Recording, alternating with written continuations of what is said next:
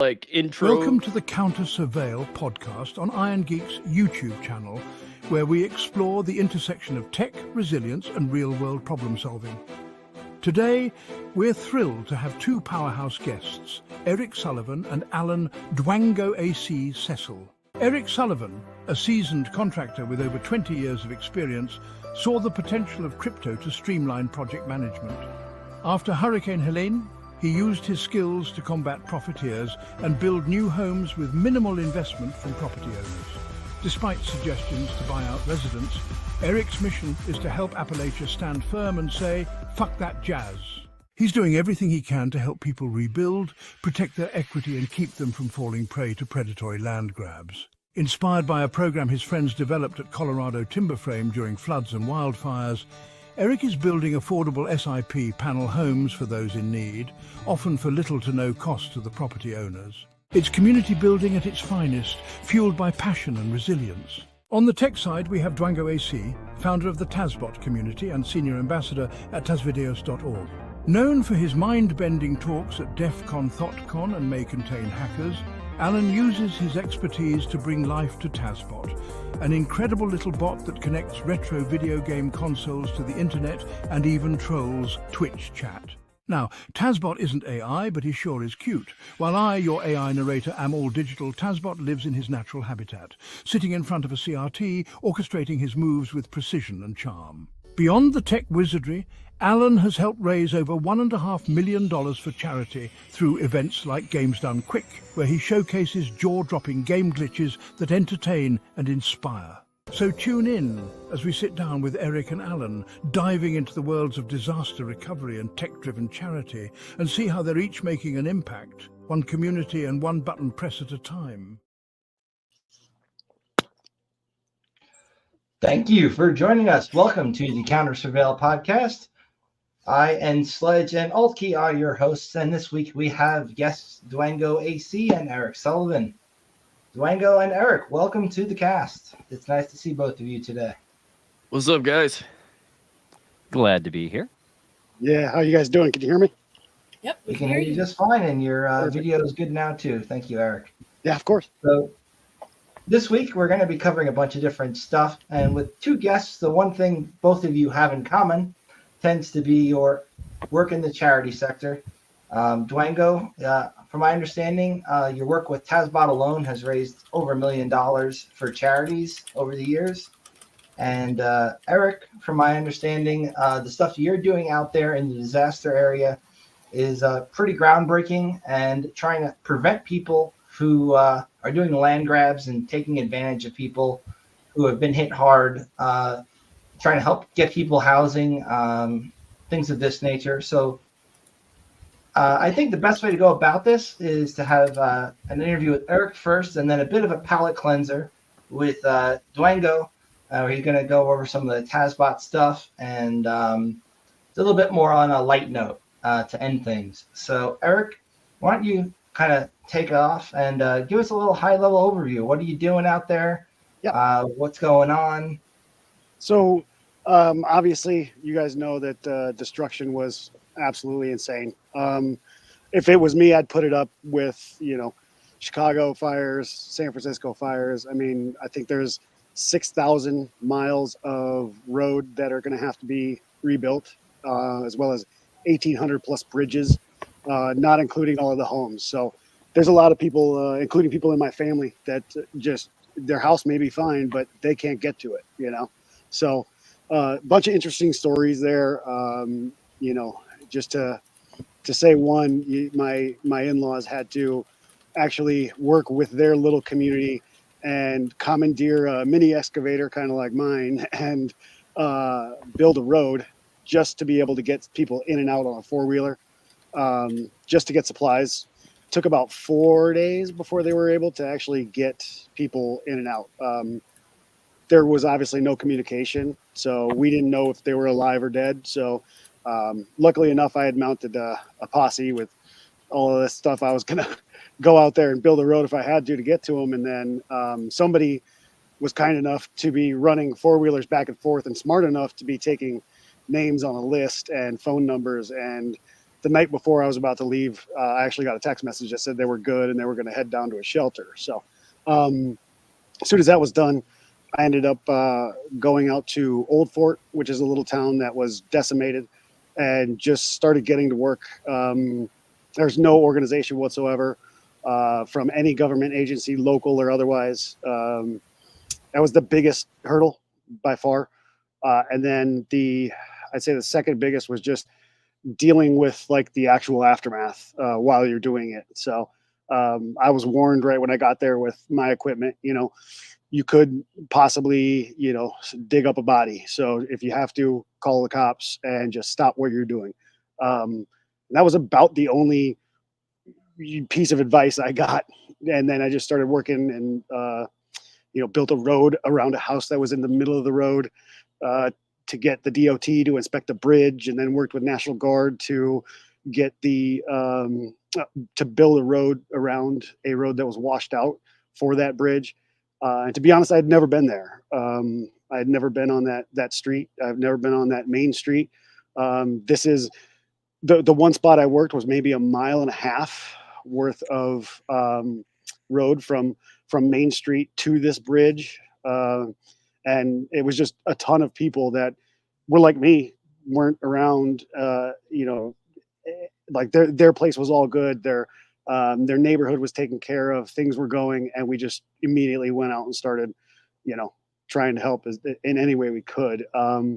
Once that was done and communications, the first time I went out there was about like 6 days after the actual storm, and still didn't have internet at my house. I still didn't have any connectivity to anything. And actually, by the time I got up there, I was able to talk to some folk and figure out exactly how bad everything was besides, just driving. That's when I ended up seeing a video from our governor saying that, we're trying to convince these people to take a buyout instead of rebuild them.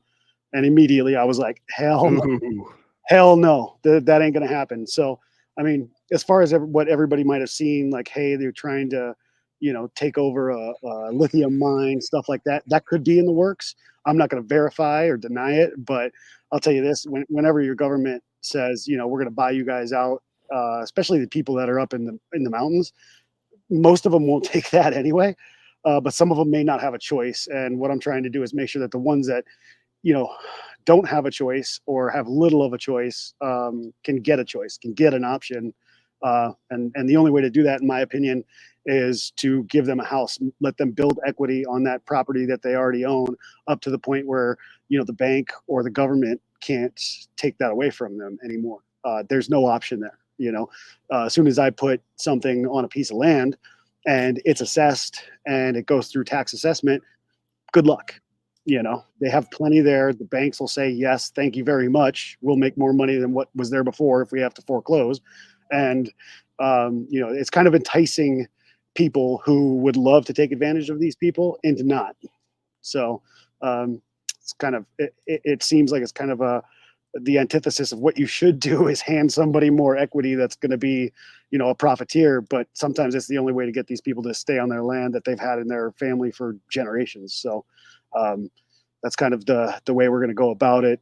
Actually, to really dive into the product. So I was watching a little video and SIP panels, just to tell you guys, it's a structurally insulated panel system that's extremely efficient, not just like energy wise, but one of these things can be done from breaking ground to turnkey in 45 days.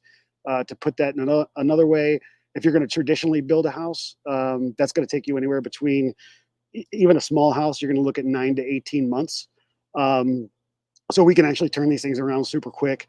The cost as far as materials are very competitive to what, traditional framed house would be. And then these things have over and above, I think the testing was just done. It's 180-mile-an-hour wind speed is what these things will take. So they're much better than a traditional frame house in all ways, shapes, and forms. They're easier to build, more efficient, and that we're trying to put these things on people's property. So maybe we don't have this in the future, at least the ones we do. And then, obviously we're building equity for people that could definitely use it. So not only that, if they do have any insurance that might cover them, or they're actually able to put that in their own pocket after we're done, if the insurance company is covering us over and above. Obviously, we'd like to see them donate a little bit and pay it forward to the next person, but I would never hold anybody to that. They can use it for whatever they want. They lived homeless for a little while, So working with a couple of different companies as far as suppliers that are doing an extremely good job at keeping everything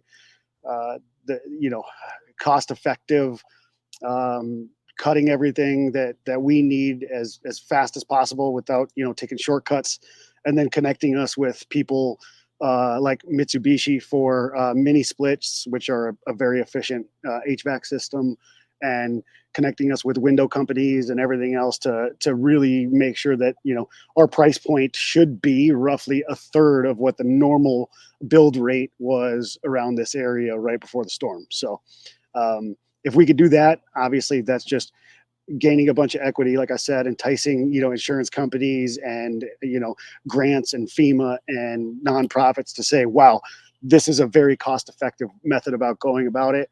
And then we're also enticing other contractors that I know personally. I'm not trying to hold this thing tight to the chest. I want this to go out to everybody. I want to make sure that we have as many contractors as we possibly can building. So the idea is to actually get a contractor or two and their best guy, right hand guy, to actually help us put the first one up, and then the next person gets another contractor to teach them, and then they put that one up. And then you just keep going down the line to where all of a sudden maybe you have 10, 20 different contractors that are actually able to build these things, and at a fraction of the cost, because you got, labor rate was next to nothing. So, okay. Yeah. Very good overview, Eric. Thank you so much. Some questions. Sledge, do you have any to start out with? When you were talking about lack of communication, were there ham radio guys out there on the field relaying information? So it was weird. Depending on where you were at and where you were working, right? So just around my house, we didn't really know anything. I didn't know anything about my, in-laws. I had to find a small spot that was over by the airport that would give me enough service to where I could get text messages out, maybe a phone call. And I just selected some of my, most trusted folk that were, good with research, everything else, including my mom, to just be giving me like weather breakdowns every day, trying to figure out and do the research and figure out if my, in-laws were okay, via Facebook or whatever the case may be. And that was my experience for the first 4 or 5 days, like I said. And then going into like something like Old Fort, I didn't know of anybody giving me information regarding ham radio. The National Guard that I was working with, we got to talk a little bit about it, and their radios obviously were working, and you could hear stuff buzzing on that, and police chief's channel, and there were sheriffs running around, but nobody was informing even a guy like me on the ground. Some of the other cities like Burnsville, they did a really good job of trying to get the communication and coordination out, and they'd have a town meeting, and if you were volunteering, you'd go to this one spot, everybody would kind of get orders and then disperse and do what you had to do. So there's a lot of good podcasts, and Aerial Recovery did a really good one with Sean Ryan, where, I mean, you're looking at now, this is like about a month later, and I'm learning things from podcasts that I didn't even know, so I'm learning how, things went in Chimney Rock and stuff like that. So as far as the ham radio thing, I haven't heard anybody that was, nobody has voiced it to me like, hey, I used a ham radio to talk to this person. But then again, I'm not in, the ham radio field. I should be by now. It's something that I'm definitely looking into is the, better communication. That's kind of surprising to me, because a lot of ham radio guys do emergency response training and all this stuff for that exact situation. Yeah. I would imagine them being on the ground, unless maybe their antennas got destroyed or something. Well, I don't know what the draw is on a ham radio, but you'd be shocked at how many people just didn't have a generator or a chainsaw. I think that's Oh yeah. the one thing I was disappointed in most was the fact that like me and a state trooper in my whole development, my whole neighborhood, which is older. I mean, it's built in the 70s and 80s. But it was me and a state trooper were the only ones that had a working chainsaw. So when all of a sudden you have dozens of trees down, it's like you ask somebody if they have a chainsaw and they're like, well, not one that works. And it's like, well, so you don't have a chainsaw, like I'm running around in my machine on the first day trying to get the whole neighborhood cleared up. And I'm leaving my running chainsaw by my feet on my excavator and not letting anybody touch it. That's like a lifeline at that point. So there was a lot of interesting stuff like that. I mean, you were the first person. I mean, I saw a couple of things regarding ham radios lately on social media. And I was like sitting there going, yeah, I'm going to have to look into more communication. As the one thing I was just ill prepared with for sure. But Starlink was and has been great. I'm working with some folk that are if you have electricity. Yeah, exactly. I mean, so my father-in-law, he actually went out to his house and he bought Starlink, set it all up. It took a couple hours, and you couldn't get a voice call in on a normal cell phone tower at his house before this. And now he goes out there and he's making phone calls. So that was a big game changer for sure. But yeah, dude, I live in North Georgia. Okay. And we got lucky. It kind of bounced around my area a little bit before it hit your area there. Yeah. And only one tree in my yard fell over. So I got to go cut that up.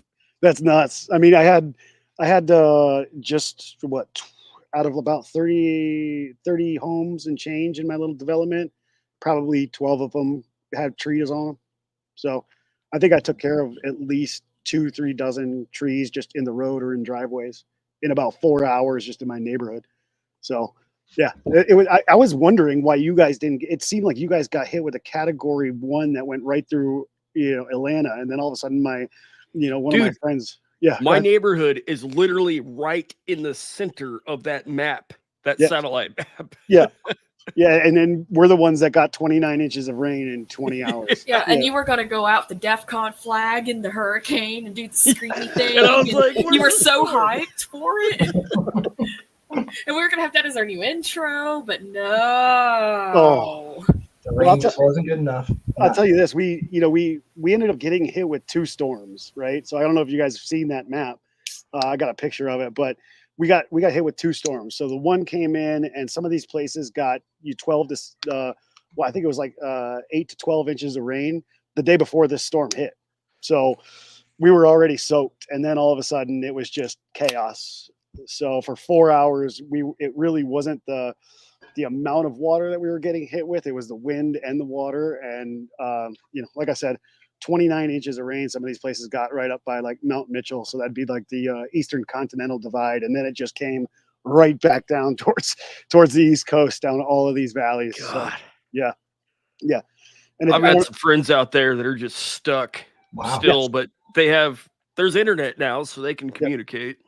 Well, I mean, and if you have friends out here so I've been telling everybody and anybody that's watching this, if you're on any sort of social media, anybody that's had total devastation from their house, my little Twitter handles right there, send it my way. I am like legitimately collecting names, and if I can like get out there, even if I have to get out there with my own dump truck and my machine, I'll get out there, get to them, help them out if I can, and then make sure to at least assess the damage and see if we can get something built for them. So a lot of people are doing like tiny homes and insulated sheds for to get ready for winter, and they're all getting hooked up with generators. But I mean, that's just going to be a temporary fix, which is definitely needed, but what we're trying to do is just make sure that everybody's made whole without having to go in debt or declare bankruptcy. So the night of that storm, it was funny. We went to Home Depot to buy a generator, and they had a huge stockpile of them, but only Ryobi. And we're like, seriously? Yeah, I mean, again, Samaritan's Purse was out giving away generators that are bigger than mine. I think I was one of like 3 people on my block that had a generator, and mine is like the loudest, right? So now I'm sitting there thinking, oh man, I got to get a quieter generator. Who knows what's going to come around? So, but speaking of operational security, I'm like, ooh, do I really want these people to know that I have power? But Those Honda ones are pretty quiet. I like those. Yeah, my neighbor has one, and he was running it all day, and his wife was like watching movies during this stuff, and I was like, "You're just gonna burn that fuel, huh, buddy? All right, well, not my house." I'm running mine, 2 hours twice a day just to make sure that the fridge is good, make some Generator coffee. go burr. Yeah, generator. That's literally why we bought the generator, was for the fridge, just in case. Yeah, I mean, I had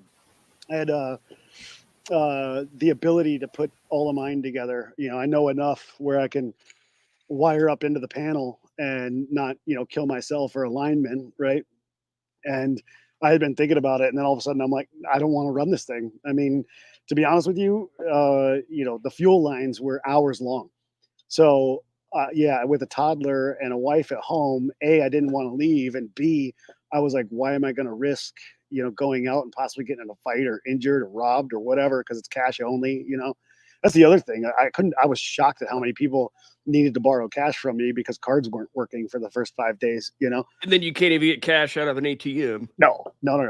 That's why that was funny about the FEMA giving everybody $750, and it was like, what are you going to mail them cash? Like, what are you going to do? Serious?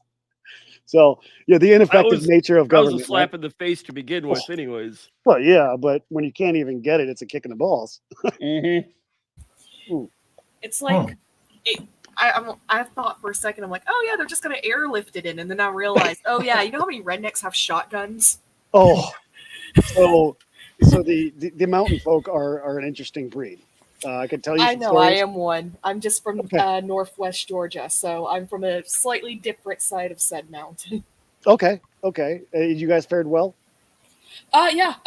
Well, I don't live there anymore. I was born there. Then I moved out because I had to go actually get an actual job and actually adult and stuff. Ugh. Yeah. But Northwest Georgia fared very, very well. Even my hometown, which is pure mountain 24/7. Yeah. Even Courage the Cowardly Dog didn't get hit somehow. So no, we're all good. Yeah, and I honestly believe it was like the combination of the 2 storms. The one that was from us at the bottom all the way into, all the way in. I think the thing went to Ohio, and it was that storm, and then this wide outer band just smacked us. So we legitimately were in the perfect storm and just got really mangled. So that makes a lot of sense, actually. Yeah. So you have to go get gas. That would suck. Yep. And as Lambda said, always have cash because you never know. Life. I've got a slightly technical question for you, Eric. Yeah, go ahead. When you were talking about hooking up a generator to your house's circuit board, what did that entail? So there's 2 ways to do it. There's the right way and the way that could potentially kill somebody. The right way and the redneck way? Well, so if you don't the right do it way and the way correctly- that puts a lineman's life in danger. Exactly. Right? Redneck way. So somebody's trying to. Yeah. So what happens is you can backfeed the system if you don't do it properly, which means that you're actually sending power out through the lines while somebody's trying to fix them. So the way to do that is you basically have to kill the main every time, and then you just wire it into a good sized breaker, like one of your 50 amp breakers.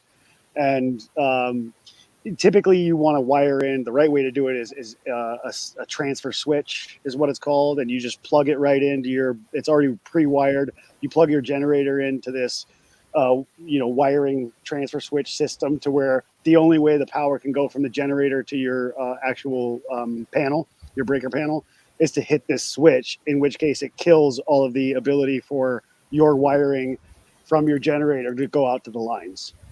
So, and how much does one of those cost? They're not bad. I mean, it's less about the materials in that sense and more about the know-how, getting a good electrician to come out and do it. I've been thinking about doing it myself because I'm actually a certified electrician, but whatever. Yeah, I just haven't done that one before. Yeah. So, I mean, seriously, if you're a certified electrician, jump on YouTube and you'll get it. It's not that difficult at all. I mean, it's all about just utilizing various breakers and then the transfer switch is just there so that if you were to forget to hit that main, you'd kill somebody, right? So the transfer switch is just a switch to be like a dummy protector switch, to where everything's all wired and you just hammer that switch real quick and now you're going to get power. So if you had your generator plugged in and you're like, oh, why am I not getting power out of the generator and it's running? It's like, oh, I just didn't hit the switch, instead of, oh, I forgot to kill the main and now I just killed a man, right? So Oh shit, everything's on fire. I don't know what Yeah. happened.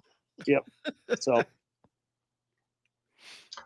Cool. So Eric, when Yeah. it comes to the work you're doing out there, are you working with the insurance companies to help the people who essentially have gone through this horrible ordeal get back into housing, as far as like these houses that you're putting up for them, or like what is the funding source that's helping pay for the materials and Yeah. So work? obviously, insurance is first and foremost, but some of these people are hitting the issue where they didn't have flood insurance because they weren't in a floodplain, right? Why would you? Ooh.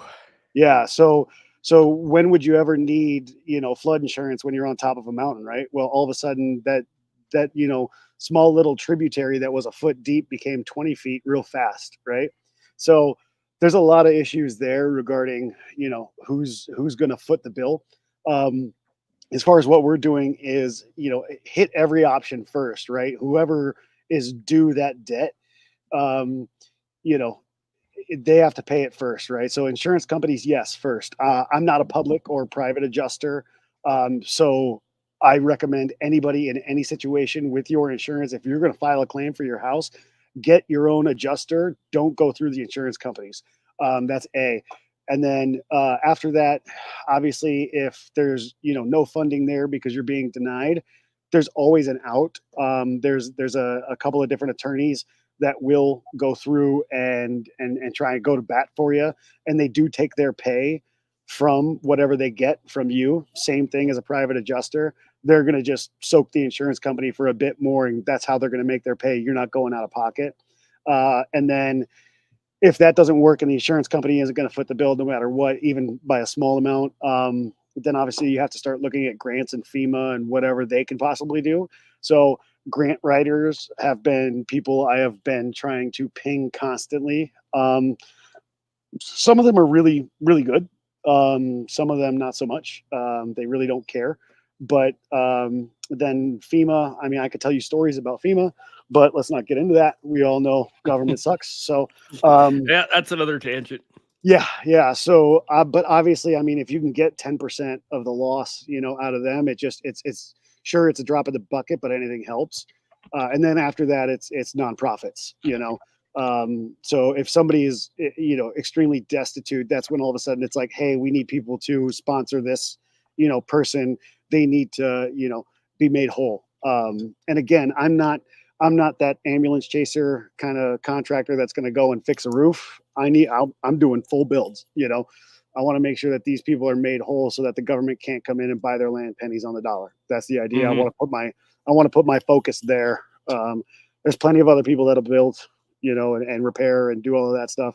I'm plenty busy before this storm. I don't need that work, so I'm still trying to take care of all my clients that were, patient enough to hold off for a month while I got my crap together. And then, obviously, and again, I'm just lucky I started doing this, this same SIP panel system as a way to bring costs down. Because I don't know if you guys know, but in Asheville, the average house of a bill or average price of a house build was $275 to $350 a square foot. So Ooh. yeah, so you're looking at $1,000 house is going to cost you $350,000. So We did ours ourselves 4 times, and it was bordering about 120. Mhm. If And you it do it depends on- yourself. and it depends on where you build too. That's what we're actually trying to get this down to, is to be around 100 and a quarter a square foot. Mhm. And if you think about that, I mean, when I moved here 8 years ago, the average price was $150 a square foot. So 8 years ago, that was like a good price to build a home. And now it's, astronomical. So Yeah. nobody can afford to build. And when you're looking at insurance, some of these people where, now it's going to cost $350,000 $5,000 to build the home, maybe they were only insured for 220 because they didn't up their coverage. That's another issue. So again, that's where we want to step in and say, you are covered by insurance, but you're missing out on $100,000.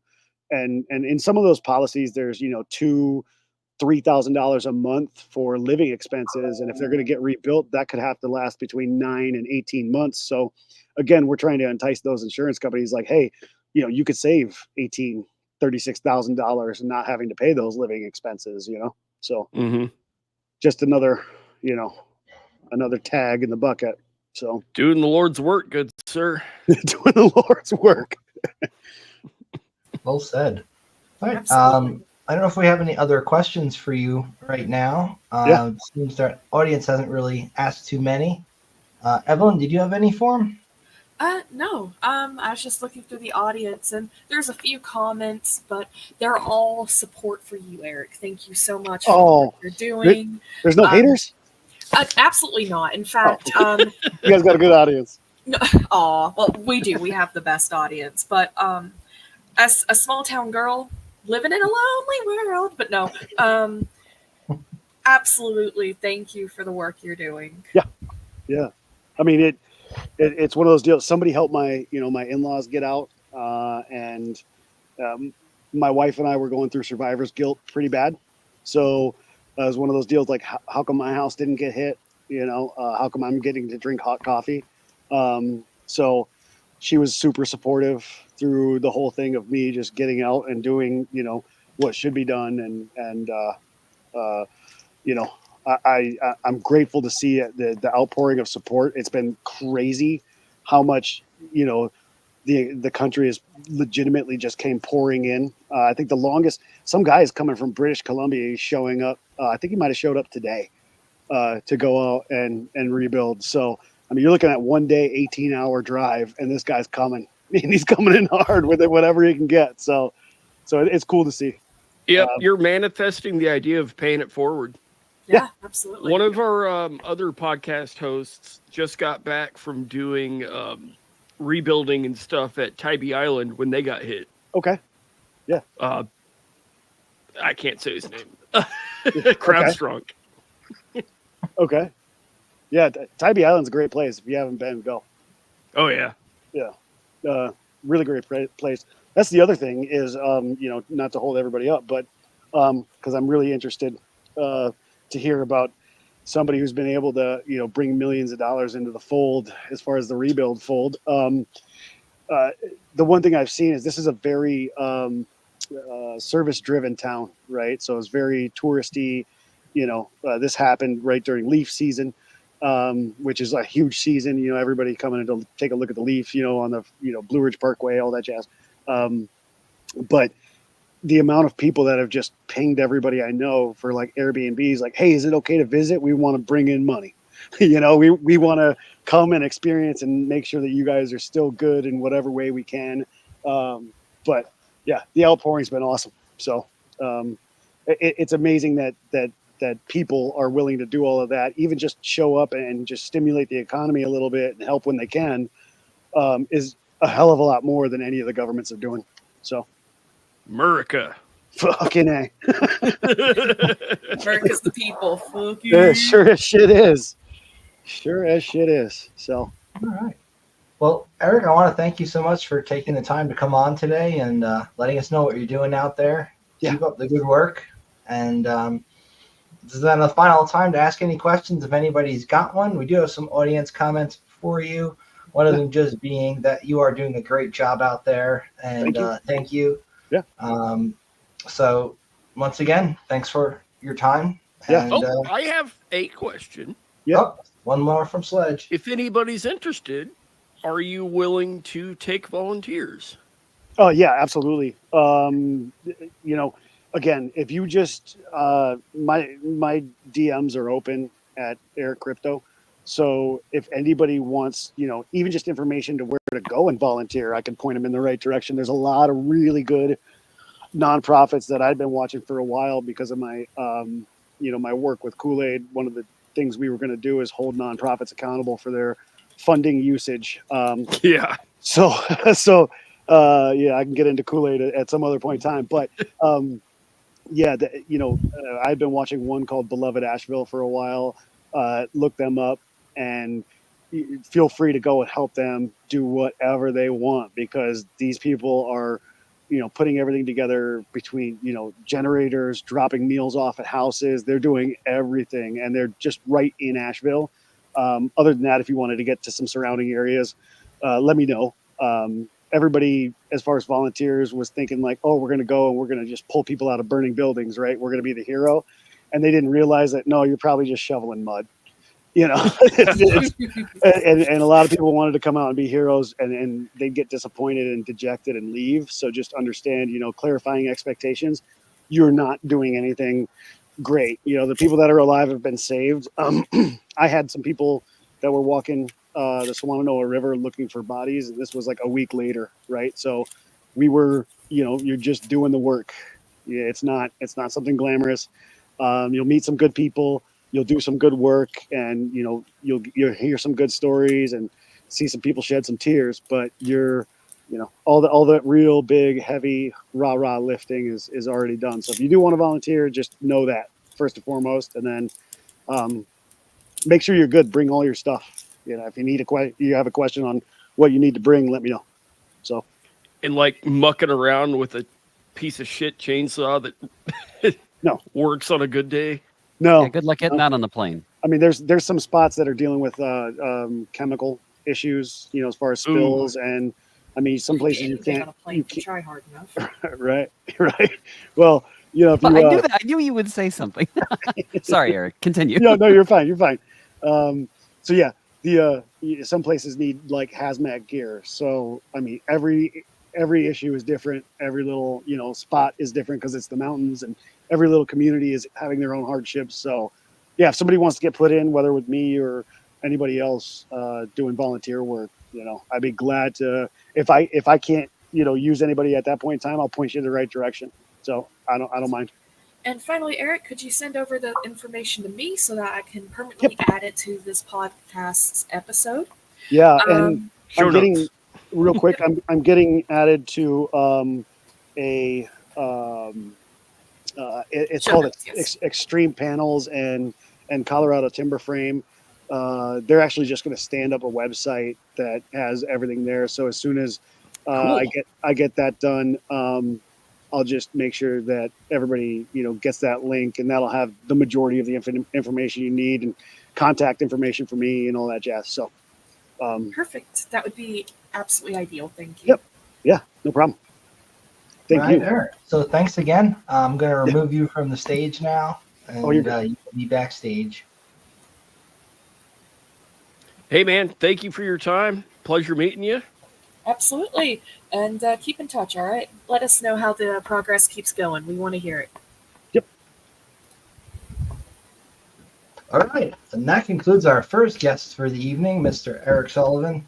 Now, moving on to a slightly more light topic here. We have DwangoAC, keeper of the TazBot, with us tonight.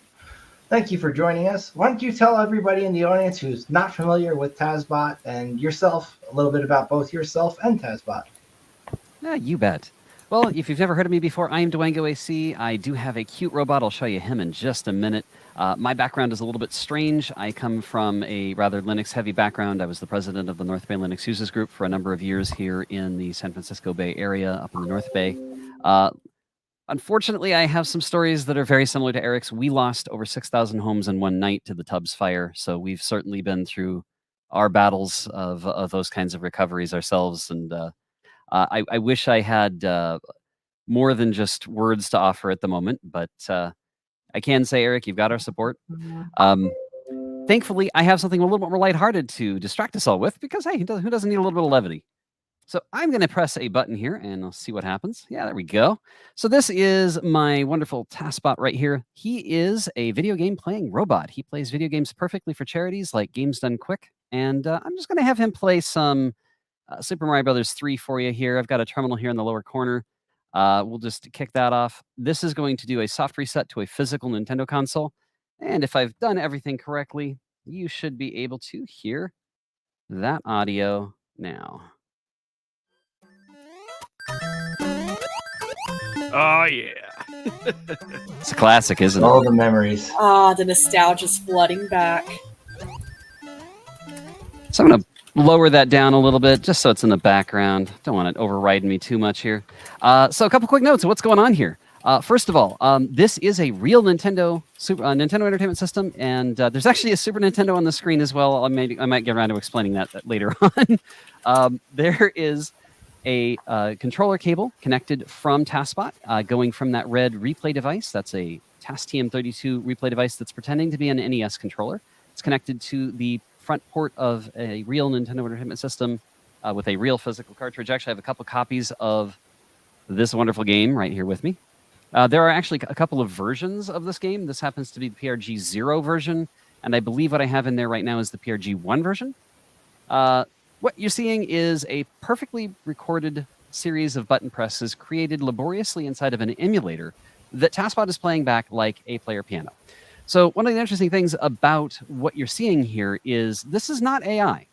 In fact, that hit you just saw there might look like a mistake, but it was deliberate. In fact, the bump you just saw got rid of the tail, which reduced lag and allowed us to swing through that section right there very quickly. So there's all of these crazy, impossibly challenging things happening right now. Let me back up a little bit. First of all, if you've ever tried to play this game, it's not nearly as easy as this looks. This particular tool-assisted speedrun was made by Lord Tom, Tampa. I think a Delicat was involved in this one. We happen to be watching the warpless one. This will go through all of the levels without using the warp whistles, at least if I don't have a desync. Normally, a tool-assisted speedrun is made in an emulator, something like FCEUX or BizHawk, and it gives you an opportunity to play through the game with the same things you would expect to have in a virtual machine. Things like I'm going to bump this down just a touch. Things like a save state, or what we call a snapshot. We would call it a save state, but just a snapshot of your entire virtual machine. We have the ability to go back in time and reload that state anytime we like. We call that a re-record. We have the ability to advance one frame at a time or play in slow motion. We have the ability to peek into every single register in the CPU and see every byte of memory. That allows us to analyze what's going on, play through the game, try over and over again until we get a result that's suitable or the fastest that we can get through or the most entertaining or whatever your goal is. For instance, in this section right here, let's assume you're trying to find the most entertaining thing you can do. Well, that's the most entertaining thing you could do. But maybe you wouldn't know that you can make a fire flower bounce up and down due to a glitch the first time you come through here. So maybe you make a save state at the beginning of the level, try something, don't like it, back up, try again. Just repeat that ad nauseum until you as a human being have completely wrecked the game, just like you're seeing here. What we're doing now is a lot more like a player piano. We've taken the sequence of button presses laboriously created by a human, and we're playing them back one button press at a time, similar to how a player piano would play back a pre-arranged composition of music that had been previously arranged by a human. And a player piano would be playing one note at a time from the beginning of the song to the end. We're doing one button press at a time from the beginning of the game to the end. Now, I do all this background explanation to kind of give you a context of what we're doing here. This is all under the guise of speedrunning, playing through a video game as fast as possible. And I got involved in all of this stuff because of a charity event called Games Done Quick. Specifically, I got involved in Awesome Games Done Quick back in 2013 in preparation for AGDQ 2014, raising money for, at that time, the Prevent Cancer Foundation. I've now been doing tool-assisted speedrun content at charity events for over 10 years now. But most of the work I've done has been at Games Done Quick charity events, either Awesome Games Done Quick or Summer Games Done Quick, which benefits the Prevent Cancer Foundation. I'm sorry. Summer Games Done Quick benefits Doctors Without Borders. I've also done work with National Alliance on Mental Illness. And just a couple of weeks ago, we did Disaster Relief Done Quick, benefiting direct relief for hurricane victims.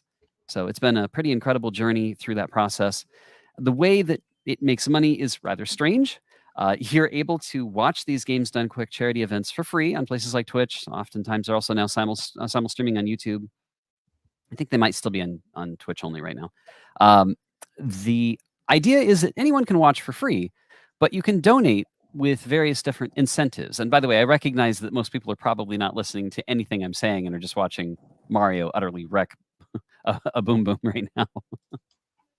But anyway, long and the short of it, these charity events are 24/7, usually for a week, starting on a Sunday, ending on usually early Sunday morning the week following. So 7 days in a row, one after another, one person after another playing a video game that they've practiced and rehearsed as well as they possibly can. And I show up and I have TaskBot play perfectly.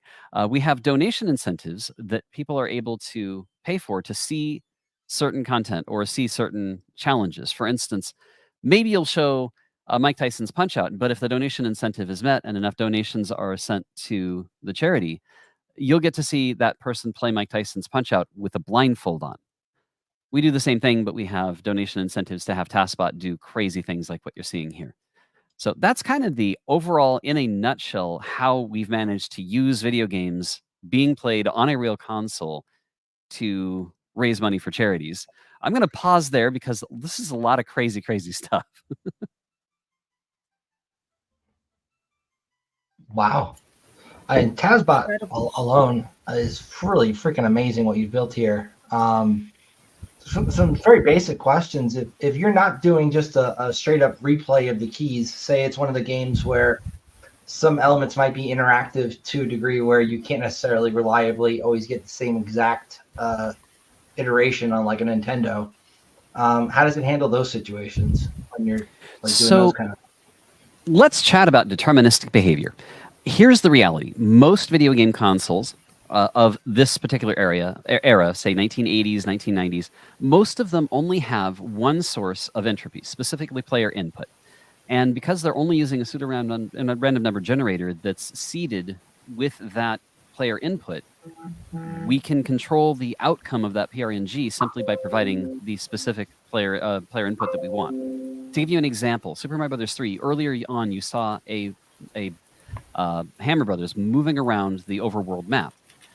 Normally when you're playing the game, and yes, this is absolutely nuts. Normally when you're playing the game, you're going to see that Hammer Brother move in all kinds of random directions, and you're not really going to have any direct control over that. But because we're always pressing exactly the same button presses on exactly the same frame from the beginning of the game to the end, we fully control the seed for that pseudo-random number generator. Now, we don't control the RNG itself, but we can manipulate it. And the RNG manipulation allows us to coerce the game to give us favorable enemy drops, favorable Hammer Brother movement in the case of this game, things like that.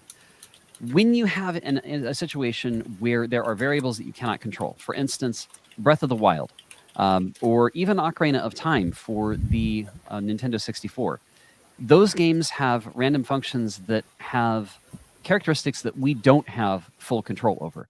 And in the case of Ocarina of Time, you'll see random motes being drawn in the forest. Those random drawings interact between the CPU, the GPU, just how everything works in a way that creates what we call a desync.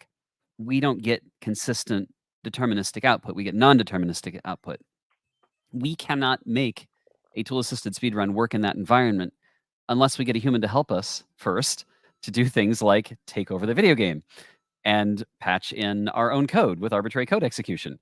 We did a really crazy thing with use after free in that game using a use after free exploit called stale reference manipulation by the Ocarina of Time speedrunning community. There's a whole extra conversation about that. But in situations where we need to do something with the tool-assisted speedrun type concept, but we can't fully rely on the console being deterministic, we have done some crazy things in the past. One of them was Final Fantasy X through a person named Coder Wilson, who created a machine learning and ultimately artificial intelligence that was able to compensate for what was going on and play through the game using that ML-AI combination to complete the game, even if things were not necessarily fully deterministic.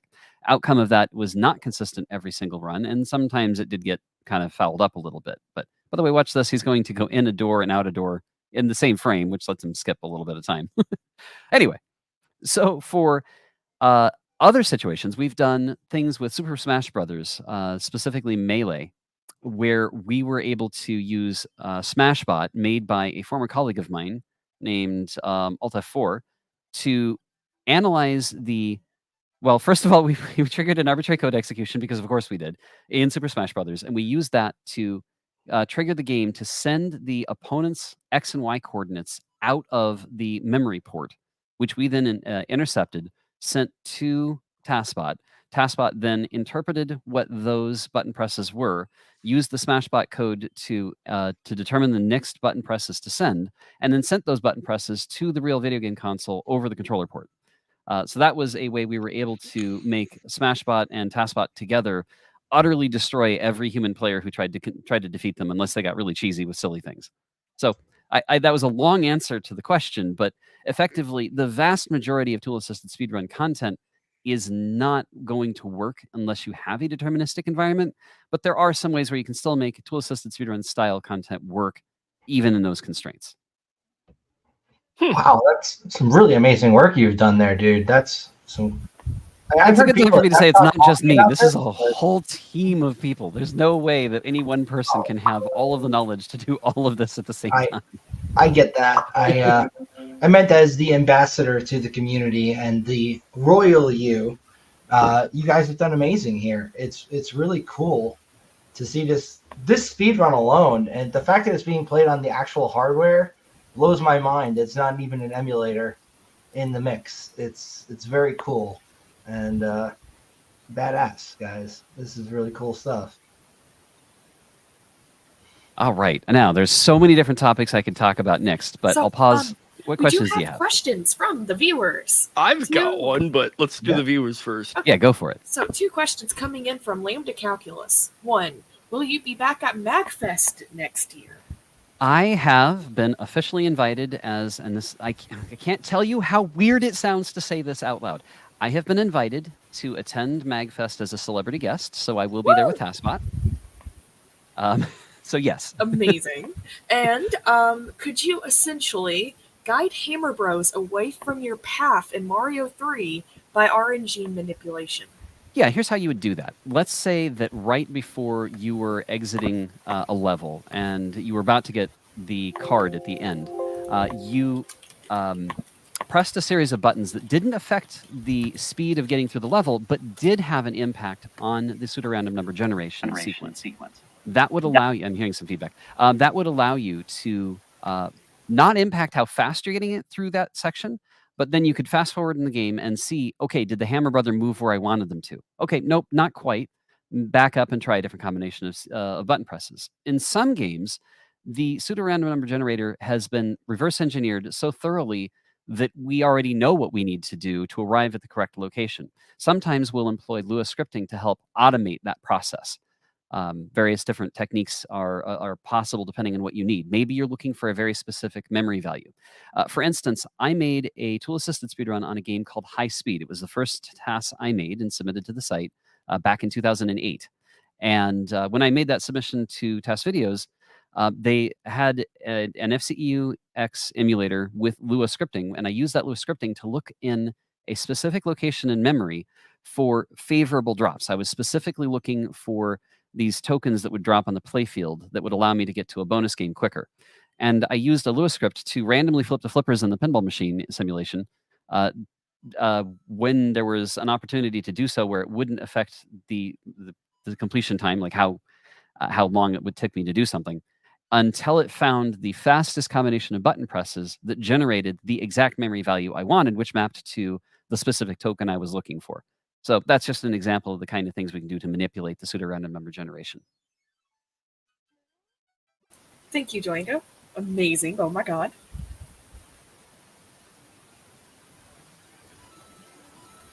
All right, Sludge.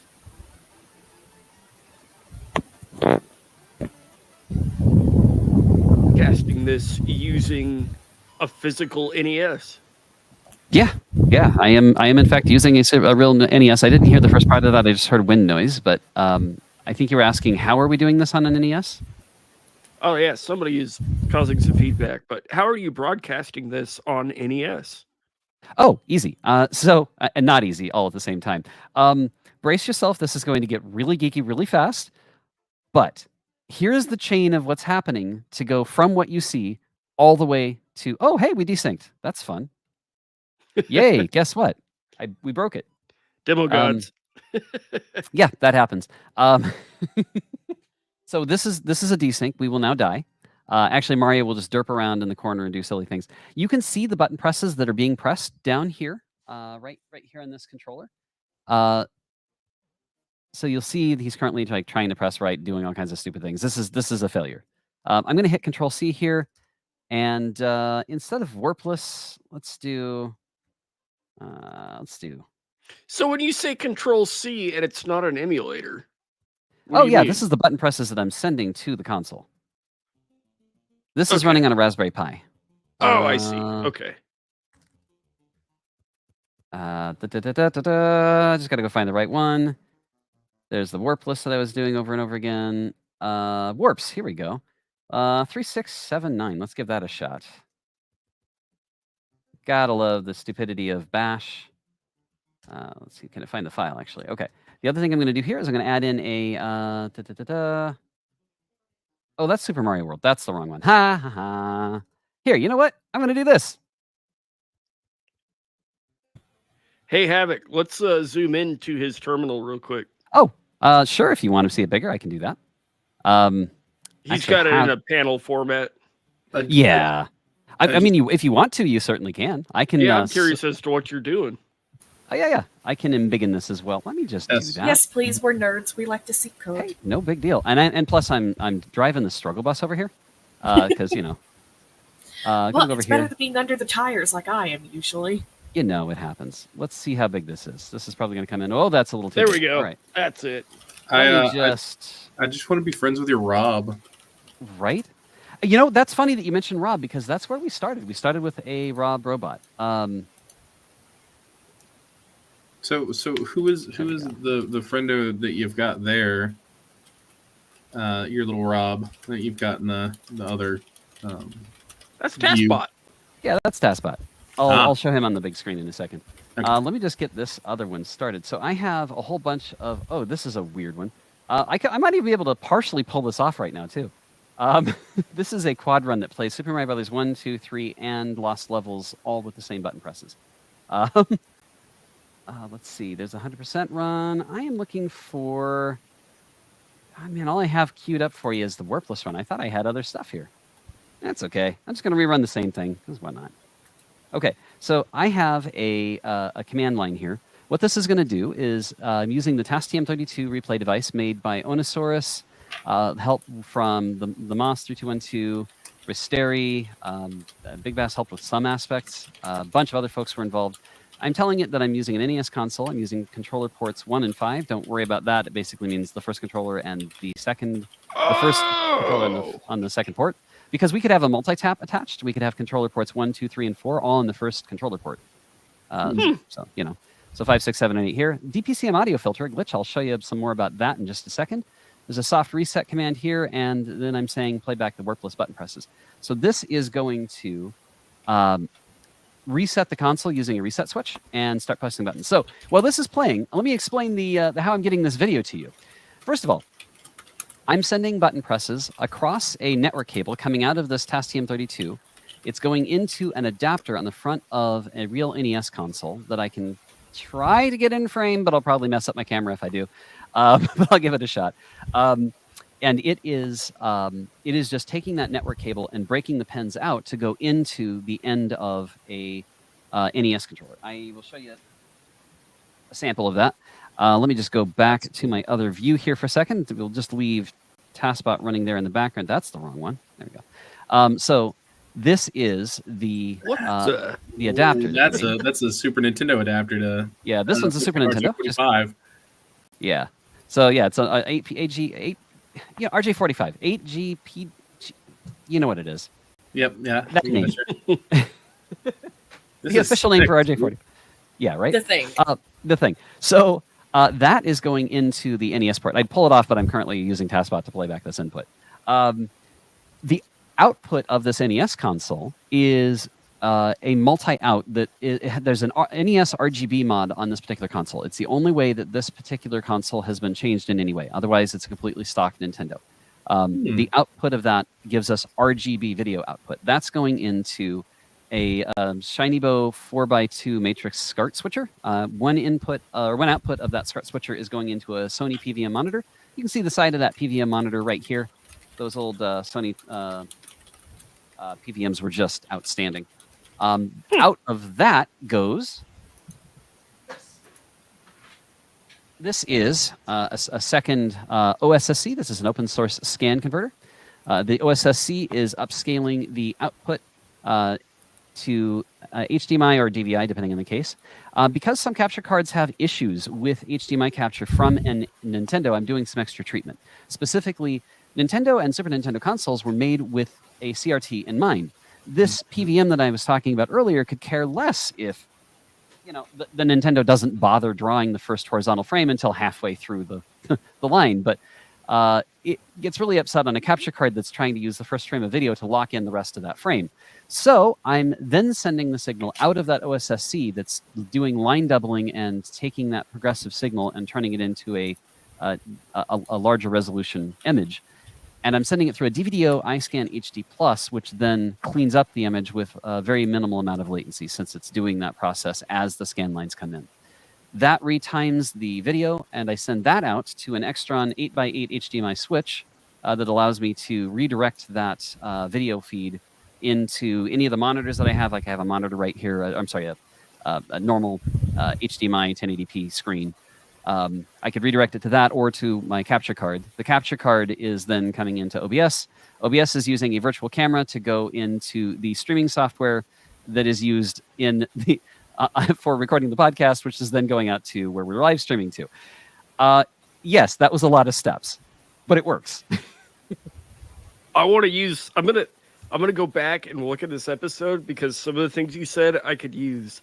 I mean, if you could see me right now, I've got all this that I'm working with, and trying to manage different monitors is getting crazy. Well, the other part of this is the sound, and I'm going to try not to break my camera here. Inevitably, I will. Oh gosh, let go. There we go. There we go. No, that's cool. Just going to switch over. I'm going to press this button here. Let's see if I can even see what I'm doing. I'm going to press this button here, right here, and that will switch my feedback. This is an X32 soundboard. I've got all the motorized faders and like all the. Whoa, there! I almost dropped my camera. I've got all the motorized fader setups and things like that. You can see stuff moving around like that. This allows me to route everything so that my audio is actually coming out the feed that's going to my PVM. So my audio is headed out there, gets split off. There we go. This over here. There we go. I have 3 soundboards, and I never thought to use one with my computer. That's kind of cool. Yeah, we have a little bit of scripting here that we use to cheat. I'm going to go back to the game because no one wants to see me ramping around. By the way, as I was moving around, I probably caused static electricity, which caused an electrostatic discharge, and ESD is not great for reliable playback. So we desynchronized again, and that's okay. I'm going to go back to here really quick, and let's play around some because I would like to show you something a little bit crazy. I don't know if I've got the right cartridge in. We're going to give it a shot. Let me cancel this, and let's just make sure we've got the...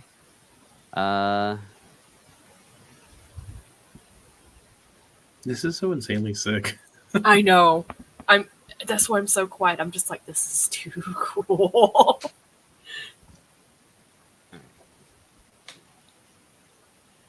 This isn't the first time I've seen it, but it's cool every time. It only gets better. Right? It does. I'll be honest, this is actually the first time I've seen this, so shame on me, I know, but this is sick. Well, now you'll have to see it again and again, right. And a little bit more. 1 second while I play off screen. Absolutely. Did you do any of that crazy stuff with Pokemon Go? Me? He has done some tasks of Pokemon games, I do believe, right? Yeah, I don't have the right cartridge with me. I'm so sorry. I thought I did. I apparently do not have the correct cartridge. I'm just going to hide this terminal here. So in the meantime, I guess I'll feed you some user comments. Sure, go for it. X32, nice dude. Oh, yeah, we are glad to be representing for the X32 here. That was a very good investment, by the way. Do not regret. So, there's been a question about how good is Tazbot at Smash. You might be able to get a hit in. What about Marvel vs. Capcom? That's not a game we've done. Okay, making sure. What was involved in achieving the nearly 8,000 inputs per second for Mario Bros. 3? Like, how did you do that? For Mario Brothers what? 3. Oh gosh, that's that one's actually the least crazy of them in some ways. Let me flip back over to this scene. Let's start this up. This is a fan favorite. Well, might as well keep you guys entertained while we're doing this. Of course, I'm not sure I'm playing the right thing, but Tetris. See now, I want to fight him in Tetris. Yeah. Oh boy. Oh boy, is right. All right, let's just do soft reset here and see if it works. Insert jokes about cyber war with Russia right now. Right. There we go. All right, we'll just let Tetris play in the background. Don't worry, this is expected. Anyway, it's going to get real messy very quick. I don't blame you if you have no ability to pay any attention to me whatsoever. Okay, so let's talk about how we press buttons. So this is going to get really geeky really fast, and I apologize for monopolizing the time. I see we're already 10 minutes after the hour, so you cut me off when you need to. That's why we were here, is for the geeky. We're not going to be cutting you off. We're amazed too. Right? In Soviet Russia, Tetris plays you. Thank you, Lambda. Yes. Yes, exactly. Okay, so let's talk about how a Nintendo console works, how a Nintendo specifically talks to the controller. One of the things that's interesting about the Nintendo is when I was a kid, I remember looking at the end of a controller cable, and I should have one right here. I remember looking at this, going, how does something with only 7 wires on it have 8 buttons on the controller? Because there's up, down, left, right, select, start, AD, or BA. And I always seemed puzzling, because like an Atari or a Genesis, they had enough wires to be able to handle 1 wire per button, but how did this do it? Turns out there's actually an answer to that, and I might even have it within arm's reach. Do I? Let's see. Let me see if I've got it in arm's reach. Hang on a sec.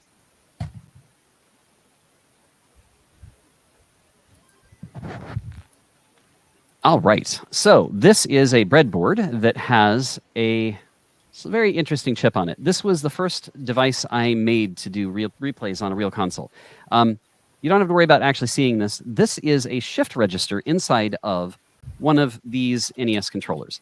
When a Nintendo console is asking the controller for input, it's saying, hey, controller, I'm about to ask you what buttons are being pressed. Get ready. Latch. It sends a latch signal out. So your first wire is, not first, but one of the wires is a latch wire. The next wire up is a clock wire. Clock. Okay, give me the status of the first button that we have in a prearranged order. Is start held down, for instance? The third wire is a data line that's going back to the console, and the controller will either respond, yes, the button is held, or no, it isn't. Just a binary 1 or 0. It's oddly inverted. I don't even want to try to explain why. And then the last 2 wires are 5 volts and ground to power the controller. So you're only using 5 wires in most cases for a Nintendo console to be able to read that controller. Now, it gets a little bit more complicated than that because of a minor flaw in every single piece of hardware that Nintendo created and sent to the United States market. You see, when they released the Nintendo, they kind of rushed a little bit, and they had a hardware flaw. Every single console had an issue where open bus conflicts would cause button presses to get lost if it was also playing DPCM audio at the same time. Totally don't think you're listening to me at all, because there's just so much mesmerizing stuff happening on screen. No, we just got 999 points in Tetris. I knew this was coming up. And then you launch all of Moscow into, okay, just going to stop the political commentary right there. The space program has become a lot better than what it used to be. Right. I've never seen Tetris beat before. Yeah, me neither. Let's see what else I got. I know I've got others. Here we go. So you were saying there's a flaw where it's a PCM. The audio is playing at the same time as a button press. It doesn't work. Like Yeah. So they'd already made all the hardware, and there wasn't much they could do about it. Let me just do this again. I'm going to add in a soft reset here to take advantage of my reset wire. Okay, there we go. Hopefully that works. To solve the problem, they had to figure out how to filter out this issue where sometimes you would press a button, it wouldn't get registered. Still not registering. Let me just try one more thing here. Oh, I've got soft reset in there twice. That's not ideal. Let me just, nothing like typos. Even the inventor of the tech can fat finger it on stream. Oh, well, I didn't exactly come prepared to show this tool assisted speedrun, so, you know. It just makes me feel better about my own fat fingering typing skills. Yeah, this just ain't working. We're going to do one other try, and then I'll give up, because I don't feel like fighting with it. This is just a play around of Tetris. You can go find us playing this at Games Done Quick from, I don't know, check the task.bot wiki. So https://task.bot. Trying this from power on, but I don't have much hope. Can you see that URL one more time? For the https ://task.bot.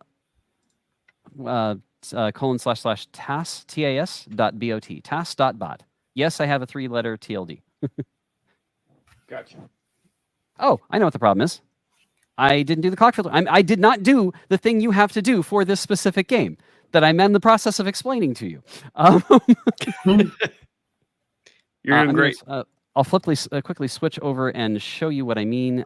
This terminal here. Let me just move this up so I can have a button press, make it easier for me to hide and show this. Okay, so right here, this clock and DPCM, this is filtering for DPCM clock fix stuff. I'll explain what that means shortly, but let me actually start this properly. Okay, so that did a soft reset. This should actually work now. That's the... Okay, yep, that's fine. All right, now let me just pivot over to the other one, which is Tetris Play Around.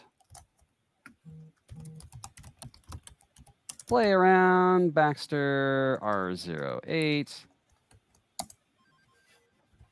Okay, let's try that again. This should actually work this time. Okay, so back to our story. It's the 1980s. Nintendo has shipped a bunch of hardware to the United States, and it's all wrong. It's got this hardware flaw that causes erroneous button presses to get pressed on the controller when it's playing a specific type of audio called DPCM audio, and it crosses the open bus, interferes, and blows things up. So how do you fix that? You've already shipped the hardware. You don't want to waste that investment. So they shifted the burden onto video games. And in this case, that means that a video game has to filter out the button presses. It has to... I also realized why my Super Mario Bros. 3 didn't work. I just realized, hi, that's ADHD moment right there. It has to find some way to detect when this problem has occurred. Belaboring the point because I have distracted myself terribly, here's what Super Mario Bros. 3 does. It reads the controller and then reads the controller again, and it compares the results. If the results don't match, it throws away the first result and reads it again. Normally, you would only have this issue happen every once in a while. Rarely. Wouldn't even be an issue most of the time. Most of your inputs would be just fine. It would catch it occasionally in a blue moon. But what would happen if you deliberately inserted that and every single time it asked for the next button press, it kept getting a different result? Well, the basic answer is eventually you hit what's called a non-maskable interrupt, an NMI. It goes to try to draw a frame of video and cannot. Because if you were blocking this, it would not be able to draw the frame of video. Basically, the non-maskable interrupt says, doesn't matter what you're doing, I don't care anymore. I'm going to move programming flow over to draw this frame of video. Only one problem, because we've been keeping it busy doing all this other crazy stuff, it hasn't had time to do any of the housekeeping operations it normally would have. So instead of landing in the right area, it drops directly onto a sled of no operation opcodes, and happens to slide right into an area of memory that happens to have opcode 0x20 in memory, right before where the controller ports are. And that means that whatever that opcode is gets executed, and whatever those values that follow it happen to be are what will happen next. The opcode is a jump to relative address. Because we control the buttons that are pressing on the controller, we write in the address to the end credits, and we tell it to jump to the end credits in about half a second. If you would like to know more about exactly how that happens, there is an excellent video by 100th Coin on YouTube where 100th Coin breaks down exactly how that works. There's also an article by Fuzzle from many years ago of how we accomplished this. But that technique allows us to find an opening, not just to jump to the end credits, but to get total control of the entire console. I was not prepared to show that today, so I might not bother, but that is the gist of it. So if you do have control of the entire console, what kind of stuff can you do? So many things. To go back to the question they asked, once we have the ability to fully control the console, we can tell it to read from the controller, not just once per frame, but constantly, over and over and over again, which leads to the next thing I'd like to show you, which is not on an NES. It's actually going to be on a Super Nintendo. Bear with me. This is going to be even more bizarre than anything you've seen before. Are you ready to see some fast button pressing? Woo! Absolutely. Okay. So I'm going to start with getting that video signal up. Let me just make sure I've got my, is it under PPM music? There we go. Let's move this up a little bit. I'm going to put this, bear with me for just a second. I'm going to get muted. And I want music to be the thing that is visible. Alrighty. Music. There we go. Haha. All right, now we're going to go back to here because this will be a lot more fun. All right, now I have a press of a button and I can toggle between this view and let's just do this full scene signal and press that. Okay, now I've got a button on my soundboard that will switch between these two. So first of all, we can do some really interesting things. Now this video capture is going directly into what I call my capture card, and it sounds terrible. Well, it looks terrible. It doesn't necessarily sound terrible, but it looks terrible. I mute this. You guys should now be hearing Super Mario World. That we do. Okay, we'll leave that on the background. Capture card joke. Oh yeah, no, it's definitely a capture card. This thing is horrible. All right, so let's flip back over here. I'm going to show you. Let's see. How am I going to do this? I am going to. Screw it. I'm just going to exit out of here. Okay, we're going to do a del save. So I'm going to turn the console off. And I'm going to press enter. And this is going to prep the buttons that are going to be sent to this console. That error is expected. Don't worry about it. Let's flip back over here. I'm going to turn the console on. And here's what's going to happen. It's not all that exciting. All right. We've erased the first file. Go back over here. I'm going to go to V6. This is our stereo program. I'm going to flip back over. And now we're going to actually play Super Mario Brothers. Or Super Mario World. The first thing we just did is we just cleared out the save game because we needed to get rid of that to start fresh. This is my capture device. It does look like garbage. Just we're going to have to put up with it. It's fine.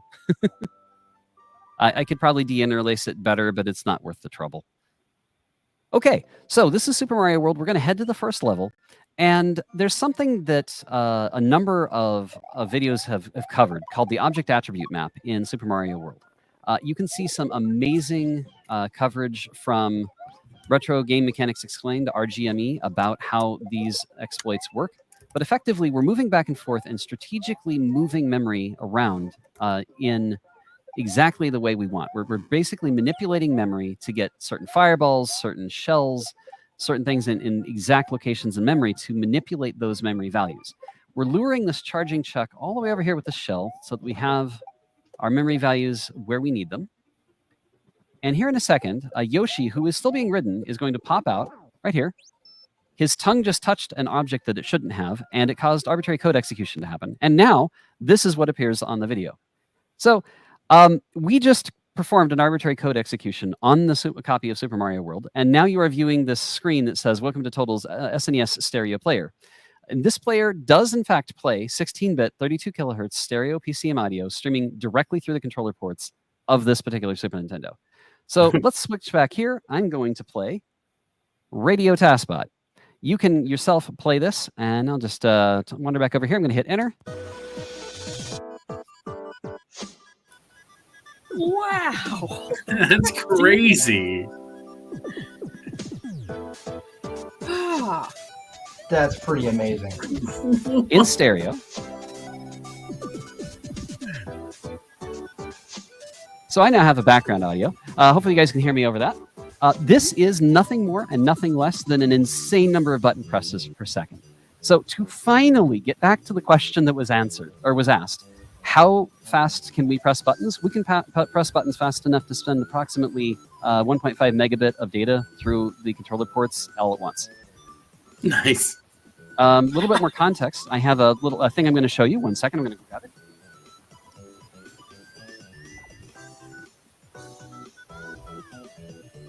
See, now I just want a little TASBot. We'll put him in the Yeah, desk. me too. Absolutely. I want Alrighty. my own Thank you for TASBot. putting I up need more with my TASBot. mad lab of crazy. This is a device you might have possibly heard of before.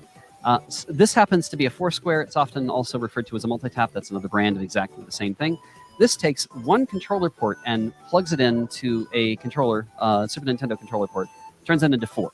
So you started with 1, you turned it into 4. Usually what would happen is you would have the first player plug into the first controller port, and you would use this on the second controller port. On a Super Nintendo, it's actually using an additional data line plus an IO select pin to decide which of 2 possible controllers it's reading at once on that controller port.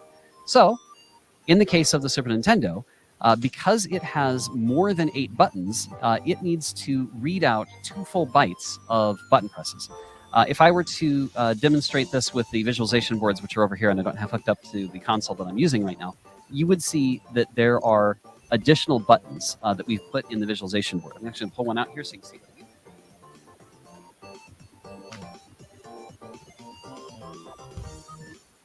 I'm going to hide this. I'm going to switch over here, go hide this for a second. This is a controller that we've replaced the buttons with LEDs so you can see what's going on. And you might notice that we have some extra buttons inside of the extra LEDs where these buttons would normally be. That's because on a Super Nintendo, you have up, down, left, right, A, B, select, start, X, Y, L, and R, the buttons on the top. But there are 4 additional buttons, basically referred to as 1, 2, 3, and 4. They're usually used for signaling the console about what kind of controller is hooked up, whether it's a mouse or a scope. But they are controlled by the controller and pads it all the way out to a full 2 bytes. When you are using one of these on both controller ports at the same time, you can read both of those data lines simultaneously and get 2 bytes out of each one of those without having to use the IO select. Because normally you would read 2 and then use the IO select and read the other 2, but not at the same time. By hooking one of these up to 2 different controller ports, port 1 and port 2, you can read controller ports 1 and 2, and then on the other one, read controller ports, what we call 5 and 6, simultaneously, which increases the number of bytes that you can read per pole of the controller to 2 bytes per controller times 8 controllers. So the math comes out to... I'm bad at math, so I'm pulling up a calculator. You didn't see this. Let's see. 2 bytes times 8 controllers. Oh, yeah. No. Oh, yeah. This is easy. 2 times 8. Yeah. I actually should have realized that this was easy math instead of just freaking out on stream. It is, in fact, 16 bytes per controller read. And then instead of reading the controller once per frame, we're constantly reading it. And to save even more time, what you're watching here, we don't even bother latching. We latch once and just keep clocking over and over again on all 4 ports constantly. So we've already sent, just in this alone, we've already sent 31,000 megabytes, 320,000 megabytes. Yeah. So this gives you a sense of how much data is being shoved down. Anyway. So, That was the longest answer you've probably ever had, with the most props you've ever had. I'll stop now. So we have a question from Lamer007. What can you do with an X-band SNES modem and taskbot combined? How would you like to hack a satellite with me? Absolutely. Oh my god, I thought you would never ask. Let's go. In Japan, the Super Famicom, the Super Nintendo variant of that they had there, had an extra adapter on the bottom of it that went through the expansion port. This is a very lightly modified Super Nintendo. Here is its expansion port. This is a reset pen that we have hooked up inside of that expansion port. I know I'm on a really tiny camera here, so I'm going to switch over here. So this is the expansion port. This is just the expansion port reset pens connected. So this allows us to reset the console. Oh, you didn't see this flash card. No, I don't use flashcards.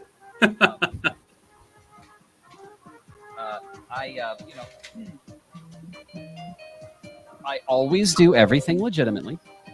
I always use the real cartridge.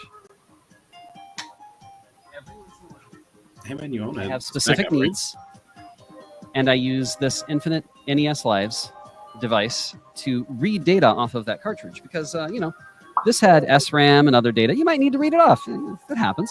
So sometimes we read data off of here with this and then put it on one of these. Nintendo, if you're watching, I don't pirate anything ever. I am white hat. That INL device, do they still make those? That thing's pretty cool. Yeah, no, it's amazing. I haven't seen NES Lives.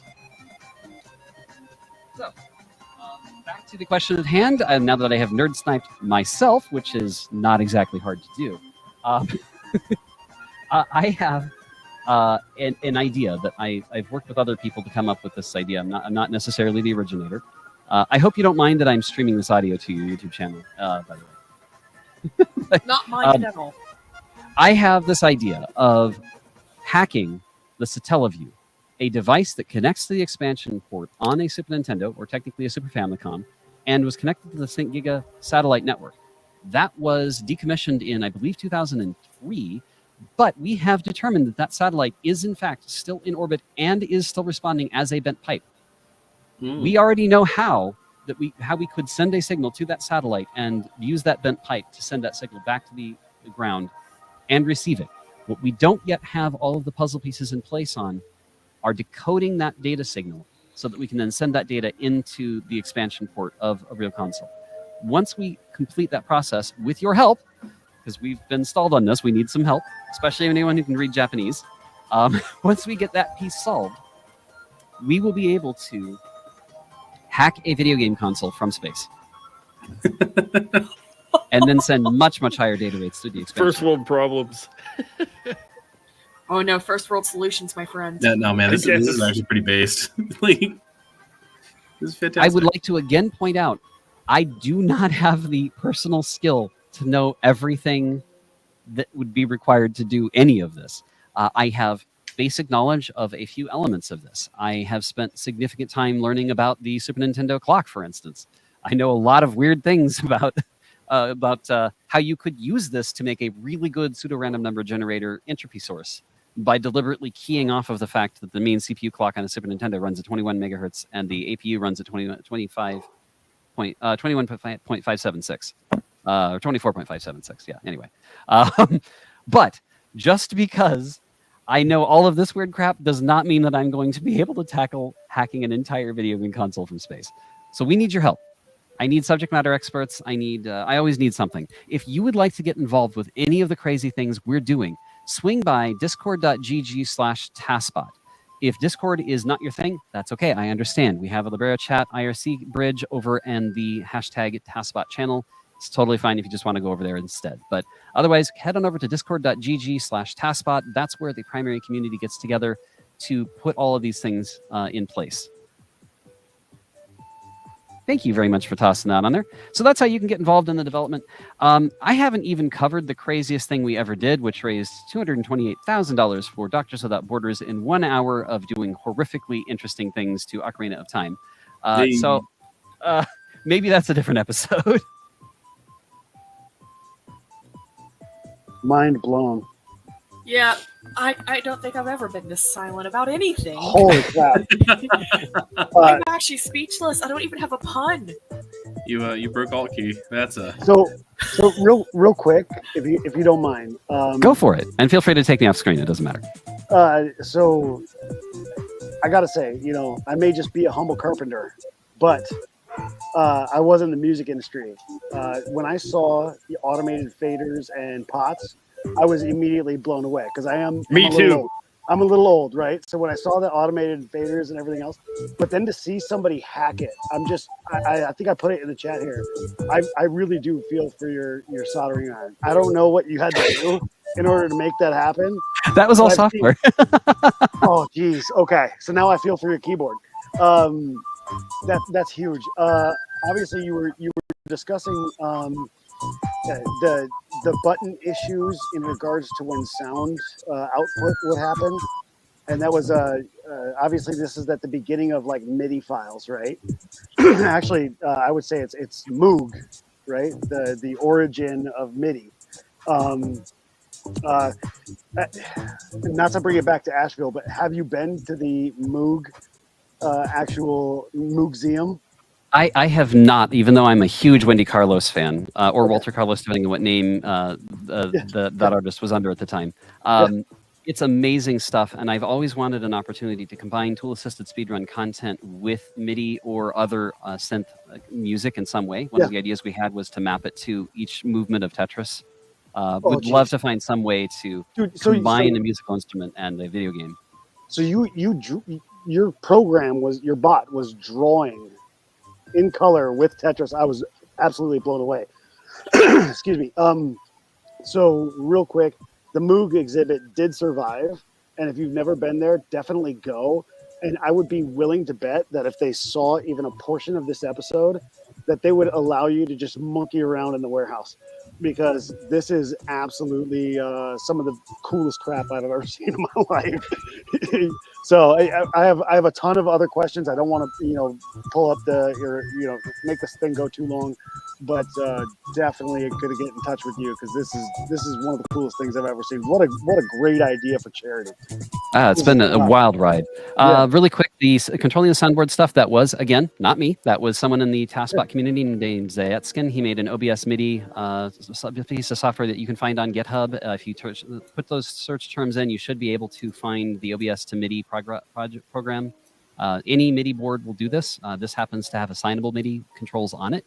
So you can use an actual MIDI keyboard, and press a button, and it will make a thing happen on OBS. Yep, and if it's like a digital board with the automatic sliders and all that. Yeah, and I have an X32 producer model, but it's still fine. I've got a 48 channel digital board, and it's freaking fire. I love it. Yeah, I don't mean to sound like one of those old school guys that's like, no, it's okay. Digital's not the way to go. So the first time I ever recorded 3 albums were on actual magnetic tape, right? 2-inch reel. Dude. Yeah. I was just texting you this because my first album that I recorded with my band was old school reel to reel. Yeah. From one of the guys that recorded Bad Brains back in the day. Dude. So I'll tell you this. I recorded with not a big shout out kind of thing, I recorded with the guys from the Blasting Room in Fort Collins, and oh hell yeah! It was the first time I ever recorded non 2-inch reel, and it was interesting at best, but yeah, a lot of fun. I to watch everything go from where people would bash digital, and then all of a sudden to see a punk rock studio envelop it the way they did was awesome. And the way they did it too is they might as well be on this show as well, and just show that how they actually were able to hack digital tones and come up with analog actual feel. So Yeah, awesome. I mean, I was legitimately sitting here on the edge of my seat your whole little talk there, and I wasn't just watching everything. I was like, oh my god, this is insane. So yeah, kudos, It's man. some fun stuff. Yeah, love it. Well, thanks for sticking around to ask questions. I don't mind at all. Feel free to hang around. No, dude, I'm gonna hit you up almost annoyingly in my free time. So. Okay. I'm going to redirect you, as always, back to the public community, in part because when we post things publicly, we're able to share knowledge so much more effectively, and other folks who have subject matter expertise will be able to hop in and answer questions better than I can. There are so many things that I want to do desperately out of what we've done here in so many different categories. I'll mention just one. I have a desire to make a device that takes advantage of all we've learned about how to talk to these old video game consoles and helps users with disabilities, or just a user who needs a different control scheme for some reason, to be able to play these games on older consoles with modern control schemes or with adaptivity controllers like the Microsoft Adaptive Controller or the Accessibility Controller from Sony. Not that I recommend that one, but or frankly, either of them. But we have a project that I've been talking about for a long time. I call it the CHIRBOT project, Computer Human Input Relay Bot. It will require a lot of resources to do right, but my goal is to make an open source project that can take any input, send it to any output, and translate it in as minimal time possible. So you can use various different input methods to be able to play a wide variety of video game consoles, or even go back to really old computer hardware. Maybe we can still interface with the PDP 1123. That'd be fun. That would be awesome. One other question we have here is, how has the development of Mashbot influenced TaskBot's evolution? So Mashbot, without the S, is an entirely different thing. For those who are unaware, Mashbot is what happened when we used a physical device wrapped around a Nintendo DS, and Mashbot was a stylus plotter that stabbed the screen. We had physical button presses, so we didn't just use electrical signals. We used actual physical button presses and a physical stylus to move things on the screen. And then did this crazy thing where we let Twitch chat vote on what solution they wanted to provide for the game Super Scribblenauts for each puzzle type that we were doing. So they could vote on one of 4 options, and then we would show a poll result, which didn't get displayed on screen very well.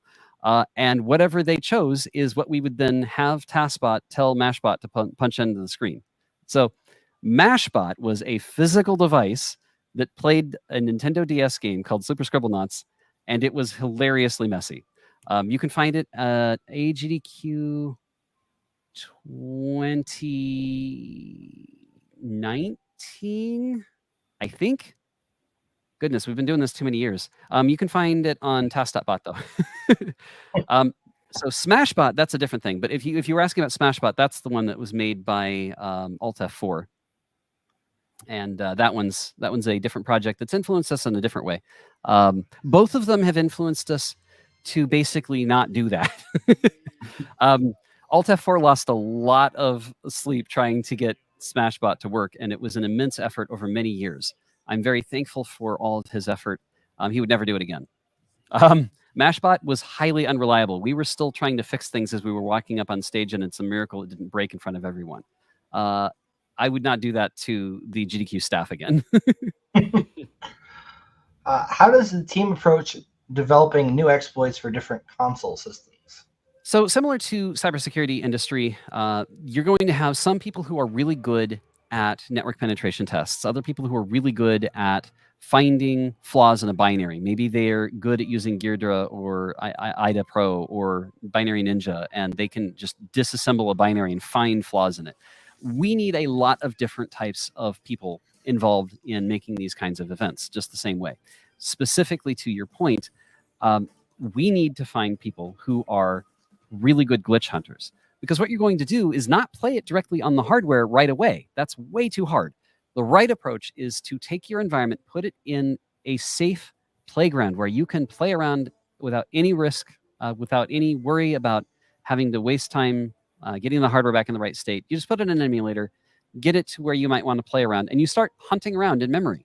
Maybe you realize, just like Super Mario World, that as you move around, the values in memory are changing, and you can manipulate what items end up in memory in that specific sequence. And then maybe you can find a glitch that gets memory to load. You find some jump instruction that will jump to that section of memory. So a lot of this is going to be using the skills of glitch hunting inside of a video game in exactly the same way you might use those same skills in the real world. I gave a talk at DEF CON in 2016 on how playing around in these environments, making these tool-assisted speedruns, and finding these glitches inside of these emulators give you the exact same skills that you would get in the real world, and that are very applicable to finding these kinds of flaws in real programs in a safe environment where you're not going to get sued. I mentioned it earlier. This is a ROM. There is no DMCA invoking cryptography or encryption on here whatsoever. There is absolutely nothing that Nintendo can do to prevent me from using something like this to read out the contents of a cartridge I legally own and then operating on that backup. So this is legal. It's safe. You can do it without harming anyone offline. And you can take advantage of what you learn, apply it to other fields. So where would we get one of those backup boards? So if you would like a replay device, we currently don't have any extra in stock. We do have some older models of the TAS TM32, a V2 that we have available. Swing in by discord.gg and ask us there. We do have a shop.tas.bot website, but we don't currently have inventory. We're mostly doing it through PCBWay. So just drop on in. We're not trying to make money on this. This is a cottage industry. There's only a few dozen people in the entire world that have these devices. Sure. At that, maybe a couple dozen. But it's a lot of fun, and you can totally get involved. Well, the reason I ask is because I have an extensive old school collection of all kinds of video games, and this is right up my alley. Awesome. The console you'll have the best luck with is the original Nintendo Entertainment System. Super Nintendo is a lot harder, and a lot of things will go wrong until you start doing stupid stuff like making custom chips that sit like this right here. I will zoom in a little bit. That device is replacing the two clocks that are in that Super Nintendo with a single clock source, which is what the game developers were told would be there. They were given a specification and they programmed the games to that specification, but then the hardware didn't actually work the way they thought. So this restores it back to the original specification and gives us more deterministic behavior. We hope to showcase this in a future GDQ. I need to get my hands on an NES. I bought a thing from a band because they put their album in a cartridge, and there's a chip that you have to kind of install in the thing to make it play. And I just wanted to make that work. Nice. You were talking about needing somebody who speaks Japanese and has some kind of technical ability. I do not speak Japanese, but I do have a very good friend of mine who may be able to help you. I'll get with you on awesome. Swing by and we'll definitely chat. Cool. Looking forward to it. We have a question from Lambda here regarding your satellite view hacking and data reading decoding idea. Would it be possible to pair it with an enhancement chip like a Super FX or SA1 to give it additional horsepower? That is a fantastic question, and the answer is unequivocally yes, actually. We think we can. Amazing. Oh, my God. Yeah, it isn't nearly as much as you might think. Where it gets really crazy is an even more insane idea.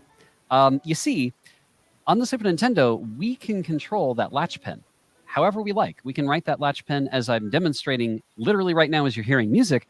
We can handle that latch pen as many times as we need per frame, per second. Right now, we're doing it only once per frame, I think. I don't even think we retimed. Maybe we just did it once at the beginning and just kept clocking. But we can control the clock signal and the latch signal as outgoing signals to a controller, which means we can take the output of controller port 2, for instance, and send it to another console. And we can keep chaining it.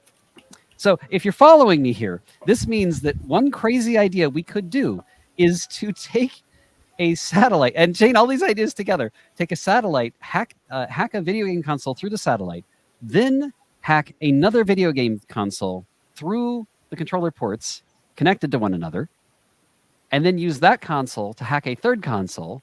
And maybe we would go all the way up to connecting a Super Nintendo, another Super Nintendo to a Game Boy, Super Game Boy, and then go out of that to something else. Or we could go into a GameCube and go across a transfer adapter or something. Like there's all kinds of stupid stuff we can do. So when you're talking about using satellites, are you talking about like plugging an antenna into a console? That's what the Satellaview was. It received like you would need data pretty sweet antenna. We would probably partner with NASA on this. Okay. Or Well, I Red got Bull some security. friends. You can do it with a nice Yagi. Yeah, you probably could. There's many ways we could get ourselves in a lot of trouble. We're gonna try not. Yeah, I'm not going to say too Sorry. much. I'll stop. I have talked to the Hackasat folks from DEF CON, and they are interested in they're this good. project as well. But we do have to figure out how to decode the ST Giga, St. Giga signals on the, I think it's B-Tuner? What is the name of it? Anyway, the project has been stalled for many years, and would be nice to get that one off. Do you guys have any traffic captures to like pour over, go through, analyze? Yes, there are some, but nothing other than what was recorded on the cartridges. So you could record a live transmission, and this is actually how we got the BS Zelda. It's not BS. That's just its name. But there was a Zelda, Legend of Zelda: Link to the Past live transmission, and the only way to experience it was if you were a Satellaview customer at the time. It would be a time-based event. You would be listening to the audio happening at the same time. It's really cool stuff. We have the output that was sent from the satellite that was recorded on these cartridges, and that's how we were able to recover those games so they're now playable. We are actively looking for anyone with these old Satellaview cartridges to get as much data as we can. Oh. Because there's no live capture, we have to rely on that instead. I know someone I need to connect you with. Yeah? Yeah, he's a collector. He has multiples. Okay. I'll signal you. Oh my God, we are going to end up breaking into an entirely second analysis. Lamer007, I see your question on screen. What was TASBot's specific role in analyzing the Billy Mitchell Donkey Kong controversy? See, fun for that one. How did TAS analysis help definitively prove the impossibility of Todd Rogers' dragster record? That I can say I had something to do with. I was involved with the investigation headed by OmniGamer, in which we determined that Todd Rogers had done something that was completely impossible. OmniGamer set out to make a tool-assisted speedrun of Dragster for the Atari 2600, referenced the fastest completion time known at that time, which was Todd Rogers' 5.51 completion of Dragster, which had at that point achieved a Guinness World Record for being the longest unbeaten world record for a video game speedrun. Unfortunately, we weren't able to reproduce Todd Rogers' outcome. Even when we disassembled the entire ROM and tried everything we possibly could, there was no combination of shifting into second gear first or any other baloney that allowed us to get the same time that Todd Rogers described. But to take it the extra mile, we hooked TASBot up to an original Atari 2600 and sent a perfect sequence of button presses. And after several attempts to get the timing just right, TASBot's time was 5.57, proving that even with superhuman capacity and the ability to press button perfectly, it was not possible to reproduce the time that Todd Rogers had. Ultimately, OmniGamer's investigation led to those records being stripped from Twin Galaxies as well as Guinness World Records. And if you'd like to know more between now and the next time I get to talk to you about this, I have now been involved in 2 other controversies involving exactly the same thing. I was about to ask you about your Diablo talk. One of them involving Super Smash Brothers. Super Mario Maker for the Wii U, in which a player uploaded a fraudulent level and then ultimately came clean, and that had a much happier ending. However, most recently, I had a DEF CON talk about how we outed a Diablo cheater who completely chilled speedrunning in the game Diablo from 1997 for over a decade. He produced a fraudulent record in 2009. For more details on that, you can head on over to diablo.tas.bot. There is a talk on DEF CON's YouTube channel that I hope to get on my own YouTube channel soon. If you want to look out for that, please subscribe or at least follow on either twitch.tv/DwangoAC or youtube.com/DwangoAC. I'll be putting, Diablo, Diablo, diablo.tas.bot is the site for the paper. I know I'm throwing URLs at you faster than is fair. But yes, if you check out youtube.com/DwangoAC, you will see eventually I'm putting together a proper video of what we found. But in the meantime, that diablo.tas.bot is a research style paper that I worked on over the course of the last several months and then presented at DEF CON. it is a hell of a read. It's some pretty fun stuff. So if investigating cheating is your thing, definitely look out for that. Also, keep an eye out for Abysssoft. He's working on a video about this controversy as well. Okay. So to wrap it up, first off, yes, thank we you should for coming definitely on. do This that. was amazing. This is one of the coolest demos I've seen in a very long time. I think we don't call it a demo. It's pretty well past the demo state. We do have a wrap up coming here, and I believe CrowdStrong just wanted to ask Eric a few questions as we kind of go out. CrowdStrong actually is the CSO of a nonprofit that is in a similar vertical here. So CrowdStrong, why don't you take the floor? So tell me about what you do. I kind of missed the first part, so just give me a 5-second tour. Well, we're making sure that people don't lose their property due to lack of equity through either banks or any other sort of wolf that might be in the midst. So we do that through obviously nonprofits, various people. I didn't get to mention it before, but we're trying to work through the local tech college to figure out a way to get credits, not only in the form of actual college credits, but credit from their tuition to come out and help us out. So I'm trying to come up with various ways to kind of game this contracting system. Obviously in a tragedy, it probably won't work long term, but the other way is obviously time, right? So time is money. Sure. And if we can get these things up in 45 days where it normally takes 9 to 18 months, that's a big thing. So yeah. And you're working out in Asheville, is that correct?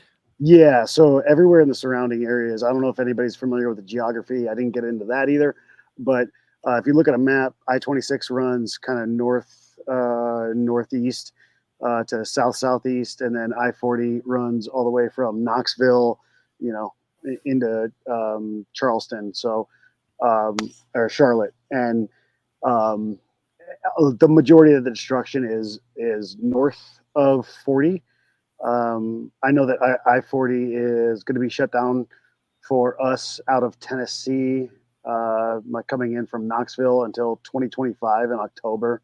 They had a landslide. Yeah, that's going to take it out for a year. So anybody that wants to get around has to either go north and hit 25, which is not too bad. It's only like 5.5 hours, but 2-lane road.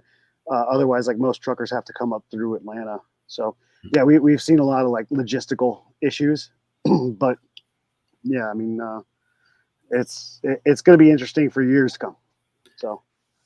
So my nonprofit, what we do basically is we kind of work kind of like a not Jima.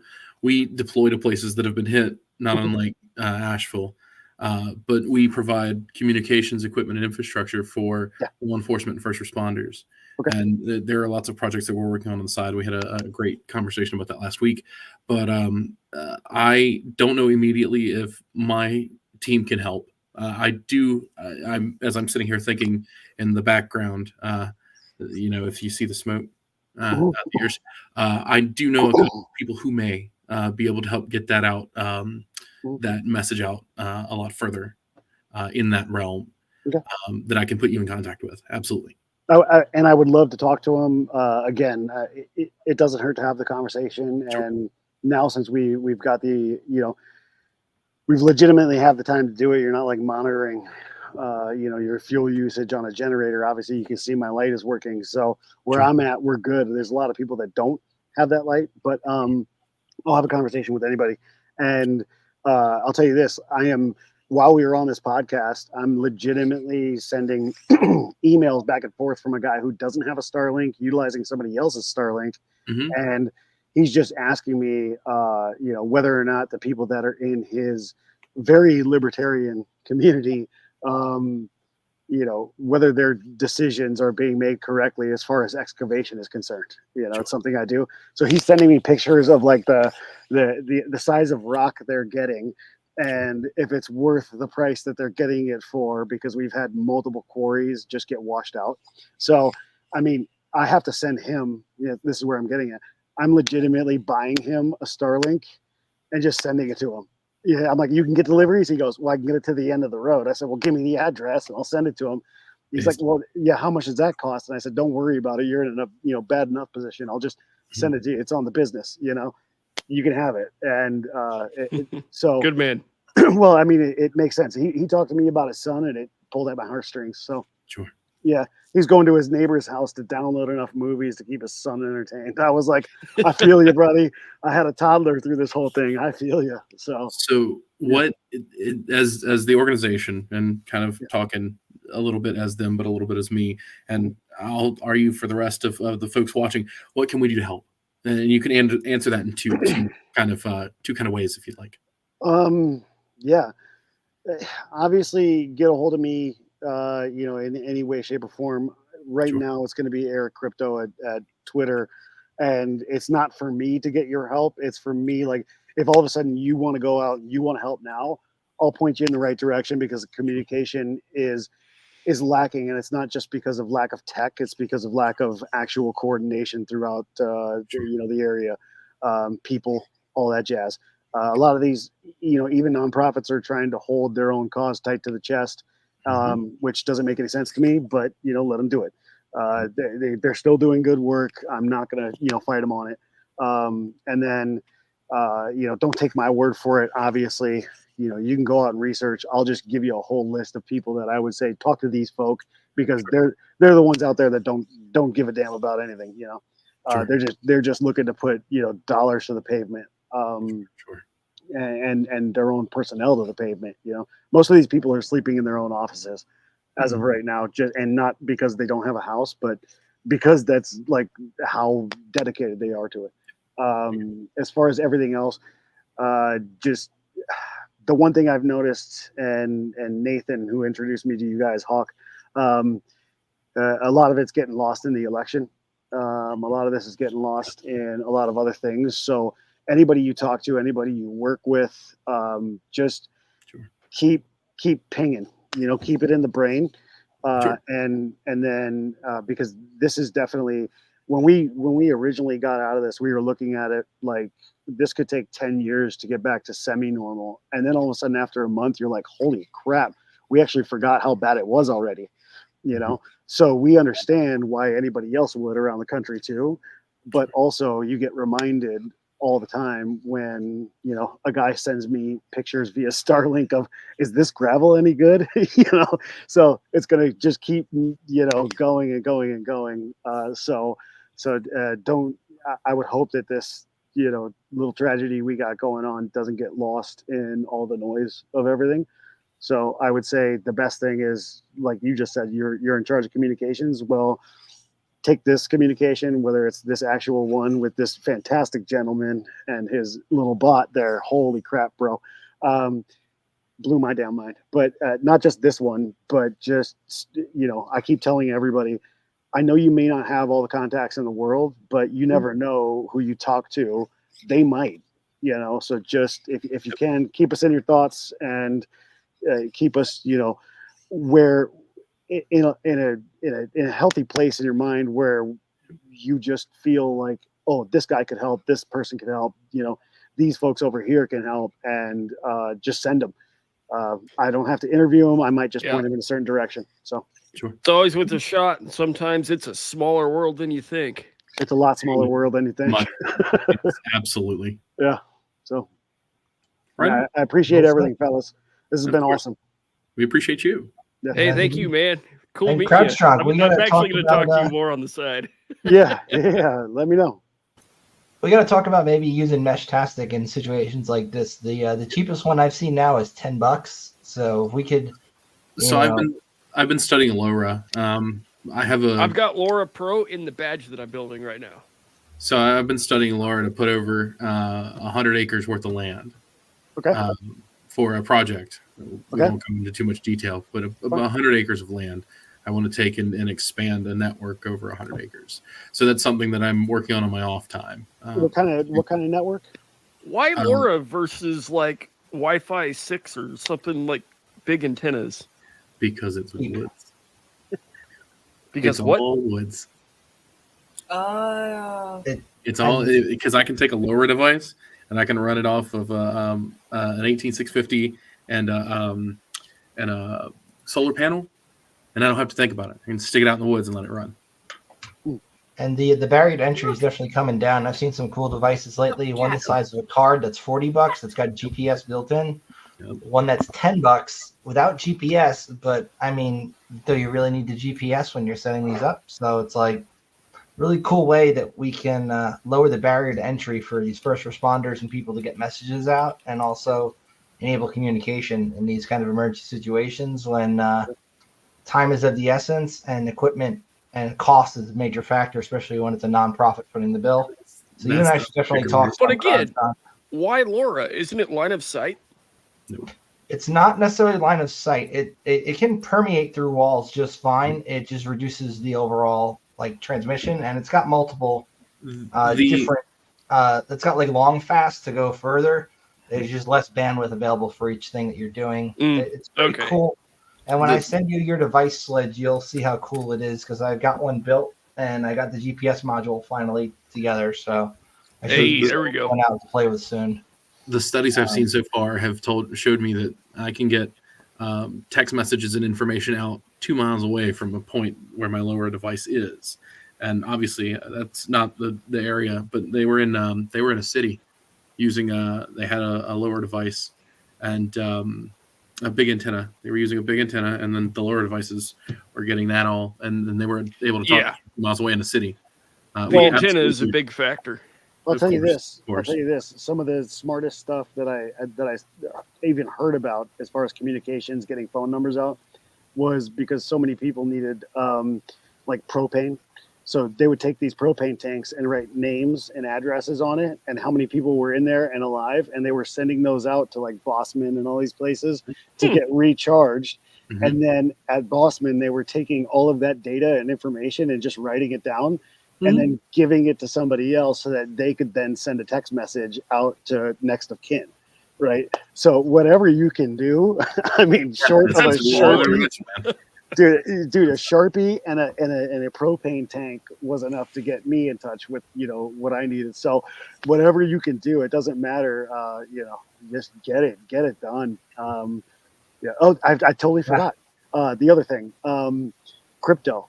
I'm a huge fan of crypto. I've been doing it for quite some time. I think I actually. Yep. Yeah.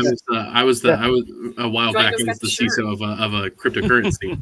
That was a number of years ago now. It was a shit coin, but man, we had a lot of fun that and back I worked then. in crypto for my last role. Okay. I'm there too. Yep. I gave my first talk on cryptocurrency in 2011. Okay. He's been in longer than I have. I think I gave my first talk in 2017 or 2018. So I'm not that way. I made my first $100 off of Dogecoin in like 09 or no, it was like 13, I think. Well, shameless plug. The crypto shit show is something I'm doing with Nathan, who brought you here. Yeah. And we are, we have a website up. It's integrity.show. That's a shameless plug for me, for Nathan and us. And we go and we're doing our little traveling InfoSec show, trying to help crypto bros do security a little bit better. Yeah, which is very they need it. But one of the things I do need is obviously if my organization wanted to take in that avenue, that vein, because I know that that's very plentiful and everybody loves to donate, and this is a very valid cause. I would love to, because this is one of the things that Kool-Aid was going to do. As soon as I started seeing some multi-sig wallets start to happen and smart contracts were going to start being a thing, we were going to say, well, damn, what would that do to the the nonprofit industry if all of a sudden you needed 2 signatures to get $1 out the door instead of just relying on one person who was the gatekeeper for whatever embezzlement may happen, right? So if somebody wants to volunteer to be part of that, and then I'll be another section of that, I would love to take donations in. I just don't want to be taking a bunch of donations in for a thing that I'm part of. I want it to be actually transparent. It's one of the reasons why somebody that I have running the books for me is a person who has been in compliance with the federal government for the nation's second largest utility company.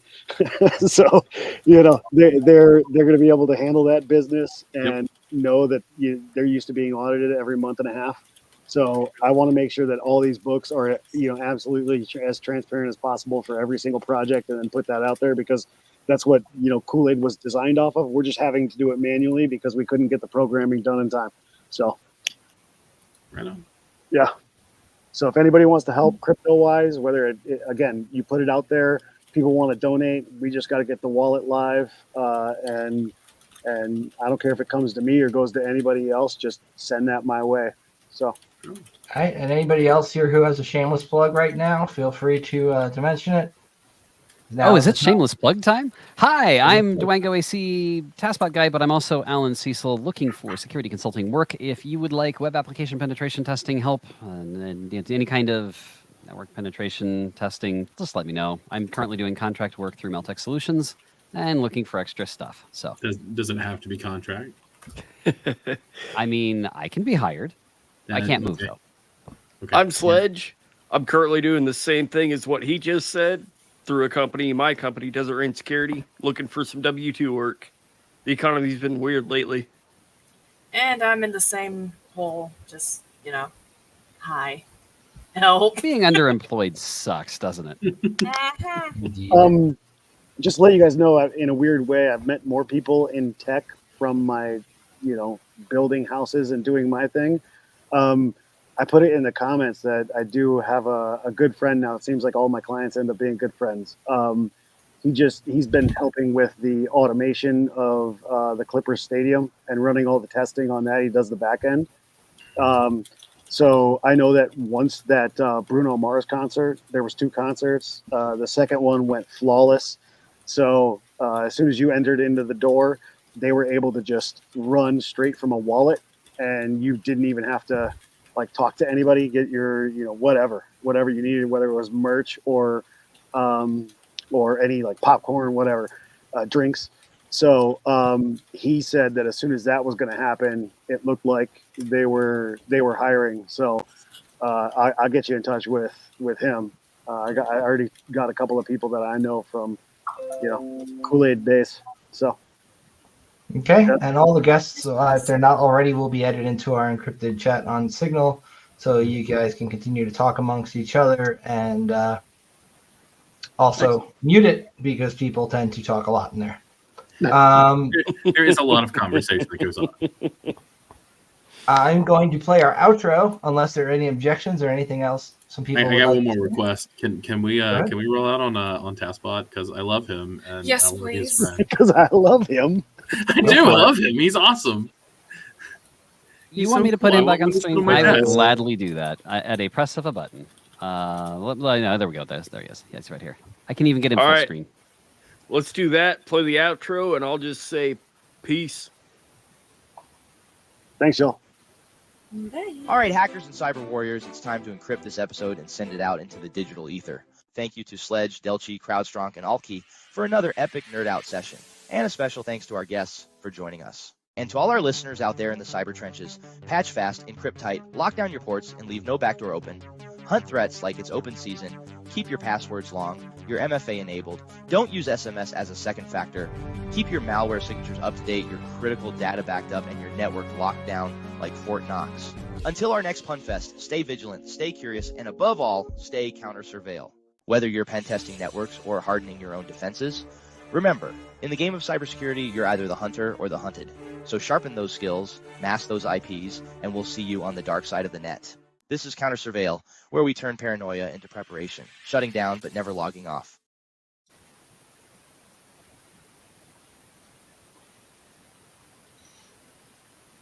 He's so cute. I'm gonna die.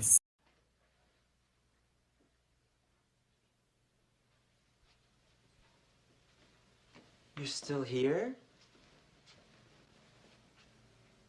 It's over. Go home.